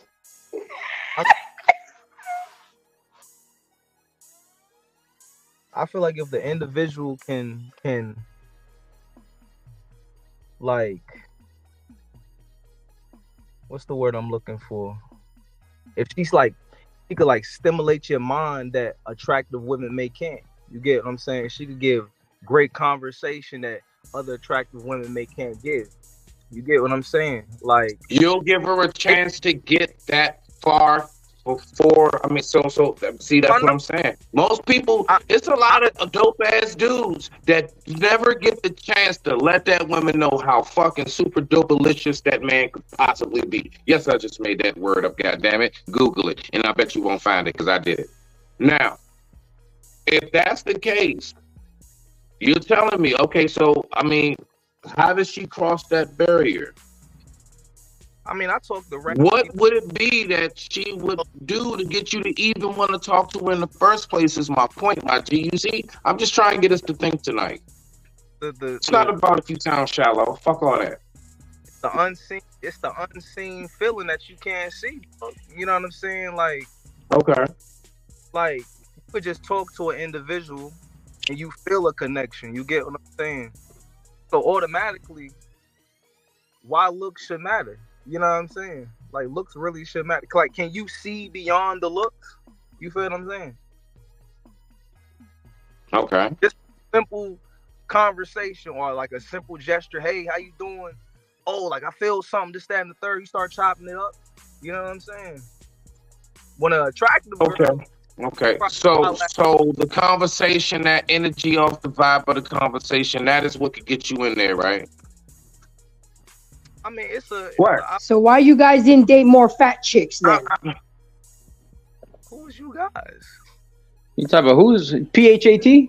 PHAT fat? No, he like and hey, I'll say this. I got what you're saying, but I'll say this: if you have a preference, sir, and ain't nothing wrong with that. Who is okay? Hold on, real I quick. think Hey, everybody y'all. up here is capping if you saying that person can get past the threshold if you're not physically attracted to them. Damn it! Why? What's wrong with you, saying that? what do you? I But knew if we was that's gonna not see, the that's why I did it. people. Little did y'all know it was a trick question. Yep. Psych. Gotcha, bitch. That's right. Oh, That's right. okay. That's right. Wow. Trick. Yep. Trick question. And I knew everybody was going to try to play the softball with it.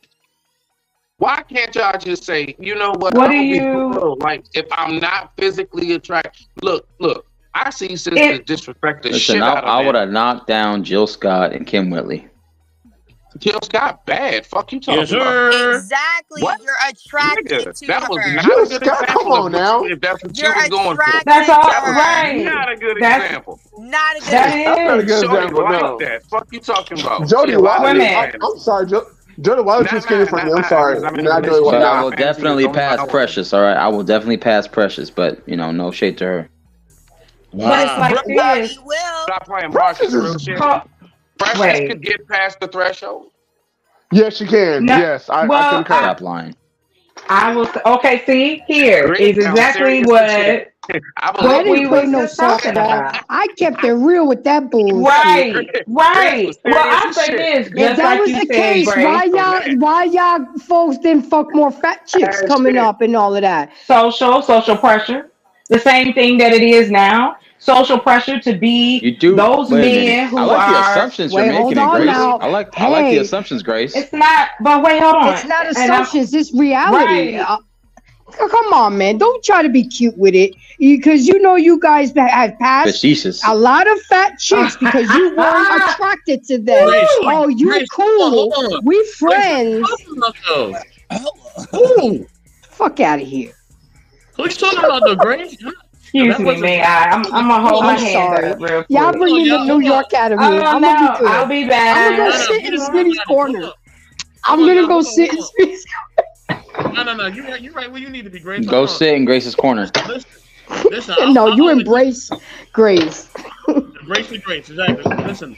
No, embrace the disgrace. Hold on. My preference is always been. Oh, whoa. Oh, wow. Hold on, y'all. Hold on. Stop talking. Hold Go ahead, Hold so. on, y'all. My preference has always been women who are chunky or women that are bigger. That's always been my preference. Always. Okay, so you're a chubby chaser. I got you. Me Much too. respect. Me too. I'll let you boy. That's a Me preference. too. That's a type. So you can't count that. You're attracted to that. Other people might What not. do you mean? That's a no. Okay, well, so will you go out with a chick that looks like skin and bones best? No. you're not gonna be attracted Hell to her. no, I don't How like you gonna a fall in love with bones. her? Are you gonna fall in love with a bag of bones? It can't be your No. type, Daisha. It can't be No. your type. It could start a fire. That's you know? my point. It can't be your type. That's my point. Yeah, no, you can't be attracted. Yeah. So like they're saying, I like this. Well, you're attracted to that. So of course you're gonna do it. Nah, of course. No. I'm talking about physically. I'm serious. Physically, there's nothing. I'm talking about whatever you like. I mean, it's like, in that category, whatever you like. It's the complete opposite. What do you feel Complete about the opposite. Can you Y'all get talk slim about thick, feminine, there's fit, slim and thick, friendly. medium. There's slim thick, Feminine, medium fit, and thick. friendly. You know, Feminine, fit, and friendly. What? Catadoba built chicks? I don't know what that is. Oh, gosh. I don't know. Nah, I'm good. Nah. So yeah, I mean, so nobody. So apparently, we're all in agreement that if you're not physically attracted to the person, you will not be able to make it past the threshold of falling in love with that person. I gotta right? be able to roll over and wake up in the morning and smile when I Yeah, and no, Ew. It's deeper than that, though. It's way deeper than that, though. Come on. I get it, but the initial. I'm How sorry. about you? But you know what though? Like with me, I'm like this. You know, just to keep it a stack. I've actually met some women who are not so attractive, but like I said, like they have some attractive qualities and stuff like that, and like they have good conversation and stuff Smitty like want to that. know, can he Man, pass the can they cook, threshold? man? Can they The cook? threshold. Jesus. Maybe if I say it like this, Smitty. No, what? The No, threshold. And they can definitely cook a sandwich too. Hey, know what? But you know what though? Honestly, food does not really entice me, and like you can put We food not on the talking one about thing. food. You Yeah, I get know. ugly ass Earl Leader. But no. But you know what? though? Ugly ass Earl Leader. Can ugly High ass blood Earl pressure, Leader get the high blood pressure, cholesterol, I had an ugly hypertension. one. I don't know. Jerome, right now. Oh my God. Hold on, y'all. Because Oh, we're going to Type 2 diabetes, Ozempic, We're going to Ozempic. get to final thoughts in a minute because it's late and I got to get the fuck up out of here. Gracie, I got to hear about this real quick though. So you said I got work in the morning. She said, yeah, I caught me one of them Simpson fish with the 3 eyes. Okay, bet. He looked like Shabba Ranks.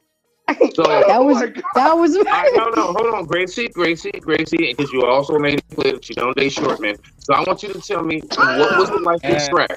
Okay, what was it like with Shrek? She has Well, height. I was very young. This was very, very young, and that's when I knew that I could not be with somebody that I'm. No, that's when I knew that about myself as a person, my energy. Our energy. What can you say that was good that you liked about whatever? Oh my it is God, he that's was got so you just- sweet. He was what you guys will call today a simp. I mean, he used to wait for me after school with the teddy bear and the roses because I never dated dudes in my own high school. I kept my shit outside of the perimeters. Oh, you was one of them little funny ass, my boyfriend over there, but okay, I got you. I know. I don't talk to people I was in high I know school you're with. But you know, that's when I knew that I could not be with somebody that I'm not. Now, I'm not talking about if I'm in a relationship with them 20, 30 years and all of a sudden they ugly. No, I'm not gging about that. Smitty kept talking about the initial. Yeah. I mean, you said it just like I would too, Gracie. And can That's they so get fair, past the threshold? That's Topaz. All right, so what we got? Trying to create a soundbite. Come on. So I mean, you know, that was the main thing I was going to. All right, so I like that right there. But look, with that being said, right, let's go ahead and get to our final thoughts and shit because I'm gonna go ahead. I'm gonna eat me some chicken noodle soup, some cornbread with some honey on it. I'm gonna go ahead and cool out for the. I call this more night because where I am, it's morning but still night, so I call it more night. Okay, don't mind me. Okay, Chef Boyardee, okay. Yes, more night. All right, so all right, there you go, chocolate. Okay, good. You're here for final thoughts because that's all we on right now. So to go ahead and get this shit wounded off, I'm gonna just give my piece. I believe that this was an awesome show. I believe that this was very much so entertaining as well as educational as what we do try to shoot for, right? I do believe that we had some absolutely phenomenal thoughts today that came up to speak their minds. Shout out to everybody who slid through. And thank you very much so for everybody who, you know, just been watching and keeping up with us. So we definitely appreciate you all. And I always want to make sure from time to time I do pay homage to that. So thank you to everybody who be in the chat. Thank you to everybody who supports. But with that being said, I ain't even gonna hold us up on some real shit. You already know who I am. You know what this is. I digress. My mic is muted. We're gonna start it from Gracie. Ow. And we just gonna work our way down the line. Go ahead and do it. So I just want to say that I want to thank everybody who was so smart to intellectually embrace Smitty's corner tonight, where you could have been anywhere you could have been, but you decided to be here with us. This was an awesome show, good conversation. This is what it's all about. Exchanging ideas, point of views, perspectives. You guys were good tonight. It didn't get crazy. It was good. Thank y'all for coming out. Support all the content creators on this network. We got something special over here. So don't, and thanks for coming, guys. We had good conversation. Time heals all wounds, some but not all. That ride or die kind of love is very few and far between. And I'm just gonna leave it at that. You guys know who I am. Embrace me. Embrace the grace. I digress. My mic is muted.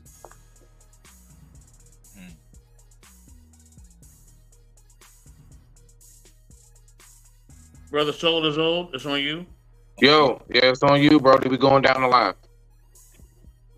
Daisha, you next. Chocolate, blah blah blah, so on and so forth. Just look down the line. Are you there, Brody? Yeah, I'm here. Is he there? I mean, okay, go ahead. I don't know about final thoughts, but I mean, I just like to say, I'm happy to be included. You know what I'm saying? This was pretty cool. You know what I'm saying? You might see more of me. This is real interesting. I like the little debates. I like different perspectives. You know what I'm saying? This is amazing. You know what I'm saying? But I'm about to sign out as well. You know what I'm saying? That's my piece. Nah, hey, thank you for that, Brody. Hey, yeah, nah. Anytime you see us, man, pop up, you know what I'm saying? Of course, I would say to see if that we're around, hit the subscribe button with the notification. So you got it, and I'm pretty sure you know all that good shit. But other than that, yeah, thank you very much. Daisha, it's on you. Rock out, sis. Okay, as always, I'm appreciative as well for being included in the conversation. I love the conversation. I love the perspectives. My final thoughts are make sure that you're not too gaudy, too flashy, and that you have, a hold on your insecurities. It's okay to let someone help you in times of stress and distress. It's okay to not be completely healed, but you start to learn how to kind of control your emotions, not emotions, but just you start to learn how to manage your scars a lot better. And I think that's okay. And then what else do we talk about? Oh yeah, and it's okay to say if someone's not attracted to you. Like I also feel like, again, attraction can grow, yes, but if you're talking about initial attraction, no. So those are my final thoughts. I digress. Thank you for your time. Oh yeah, follow me on Instagram at Daisha, DAISHA.MB. I'm an artist. Check out my stuff. I do a lot of lives. We have some great conversations too, so check it out, Daisha.MB on Instagram. Next time we go live, Daisha, you can add it to where your name is. You can add it in there. You can just have it sit there while we're live, and it'll be right there. Okay, cool. Yeah, so we're gonna get you in there. Chocolate, what you got?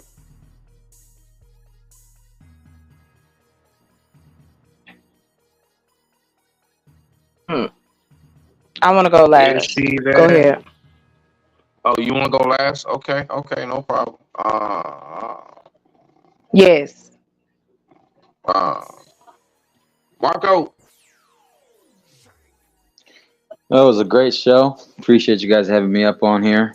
I did see you guys had, for the thumbnail, you had one of the greatest wrestlers of all time, Austin 316. So, as a great wrestler once said, more vodka, more beer, more tequila, more beer, more whiskey, and more beer. Thank you and have a good night. Okay, now, And I do believe Marco is telling everybody to drink responsibly. I think by what I heard. What else we got? Let's go ahead and get it. Grizz, what you got for us for the evening? Before I go, Miss Chocolate, you want to go before I go, Miss Lady? You got the Hold floor, on, sir. Marco, You got it. Go ahead. All right. No, not at all. He asked. Thank you, love, but you got it. I'm gonna go last. Okay, I was just checking in on you, making sure. Read. I just want to say, honestly, for this, coming on here is always therapeutic. Honestly, and giving everybody perspectives, and actually taking away from the conversation. And because when I get off here, it's like, I think I need to rethink my life right quick. and especially with the whole flashiness and stuff like that, because I do plan on like making millions and stuff like that. But I digress. But I just want to say thank you. Love, peace, and light. Be responsible in your actions. Know who you're around. And I cannot stress this enough. It's okay not to be okay. But I digress. My mic is muted. Respect. He'll holler. Okay, now. Well, chocolate. Let's get it in. Sis. I got some soup and cornbread to eat. Okay, sounds good. So I just wanted to say thank you to everyone. Of course, I enjoy having conversations with you guys. I feel like when we have the conversation of relationships, it still comes down to, if you don't know who you are, you cannot find the person in your life that needs to be there, because you don't even know what you want. You don't know what you desire. Are you desiring it because you had that on the wall, like you had pictures of Brandy on the wall? That's the kind of girl you wanted to marry, and then, but you didn't. You married Lucy from the Peanuts, right? So it's like that. Then for that to develop and be seen more, then we have to kind of ease back and give people grace on, no pun intended, love. You got to pull that back and go, okay, the reason I'm able to look past your physical attributes, because there is still obviously something that I can feel or see past that. That happens. People do it all the time. That physically we wouldn't think link up, right? And it then goes back to then knowing you yourself and being able to be self-aware. You can't love someone if you don't know how to love yourself, because you're not going to know what that feels like. You're going to push away. It's going to be negative. It'll become toxic because you don't want to admit that you don't know what love feels like in your definition. Maybe you never even had it. So if there's nowhere for you to go or be taught or learn, we put so much pressure on each other to be like, oh, well, you should know. Not all of us were raised like that. And it shows now. A lot of people got sheltered. That's why people holler out here, oh, folks done got weak. Why we soft? Blah, blah, blah, blah, blah. Yeah, because we are now in that age bracket where now we can see over the hill. And we like, well, why? Oh, that's right. We were sheltered as well. And so it feeds into, okay, are you comfortable with describing to me what you think manhood looks like? Just like me asking another woman, what do you think womanhood looks like in our society? We have to then be open and empathetic to why a man is not comfortable speaking to a woman and not down him. Then he grow up and turn into a complete creep. We like, oh, why he act like that? I mean, we all have a responsibility. Cook, like, girl, cook. Come on, can we? And it's like, y'all don't want to go, well, look, I see there is something wrong. Y'all know it's something wrong. That's why y'all keep asking us the same questions as Black women. That's the community, the segment I speak of, Black and brown. For those of us who were raised in that certain We certain don't bracket. answer, Smile. But I just, you have to again be honest with you, be open with your just like we said tonight, your hopes, your dreams, the joy, as well as understanding what the pain can look like, what these signs can look like. We're supposed to share information so that doesn't happen again. But if we're in a society where black men are afraid to even talk to each other, then how are we supposed to know what to do to support y'all? And now I'm done. Good night. Respect. Good night, John. Grizz, you say you have one more thing, Grizz, so go ahead. And I'm going to close it out. So, yeah. Real quick, you can follow me on IG at Access Entertainment and also on IG as far as Grizzly Bear Productions, YouTube Grizzly Bear Productions, and Access Entertainment. Holla. Oh, and respect one another. Holla. He'll holla. Man, I want to Good thank night, all guys. y'all for coming up, man. Go ahead, get out of all here, you. Gracie. Go on. Go to You know what bed. I'm saying? Thank y'all for just coming up. Thank y'all for sharing your Night. perspective. Thank y'all for just being y'all, man. I appreciate y'all. You know what I mean? Love you guys. And I look forward to just, doing more of these shows, man. Yeah. You know what I mean? Be intentional, as a great QP would say. And, definitely. I'm going to definitely, be bringing you some more content. We're going to be bringing you some more content. You know what I mean? Whether it's here, IG, everywhere else. Check us out, man. We definitely moving as a unit. And I definitely appreciate everybody, man. Much love and respect, y'all. With that being said, we are out. Later.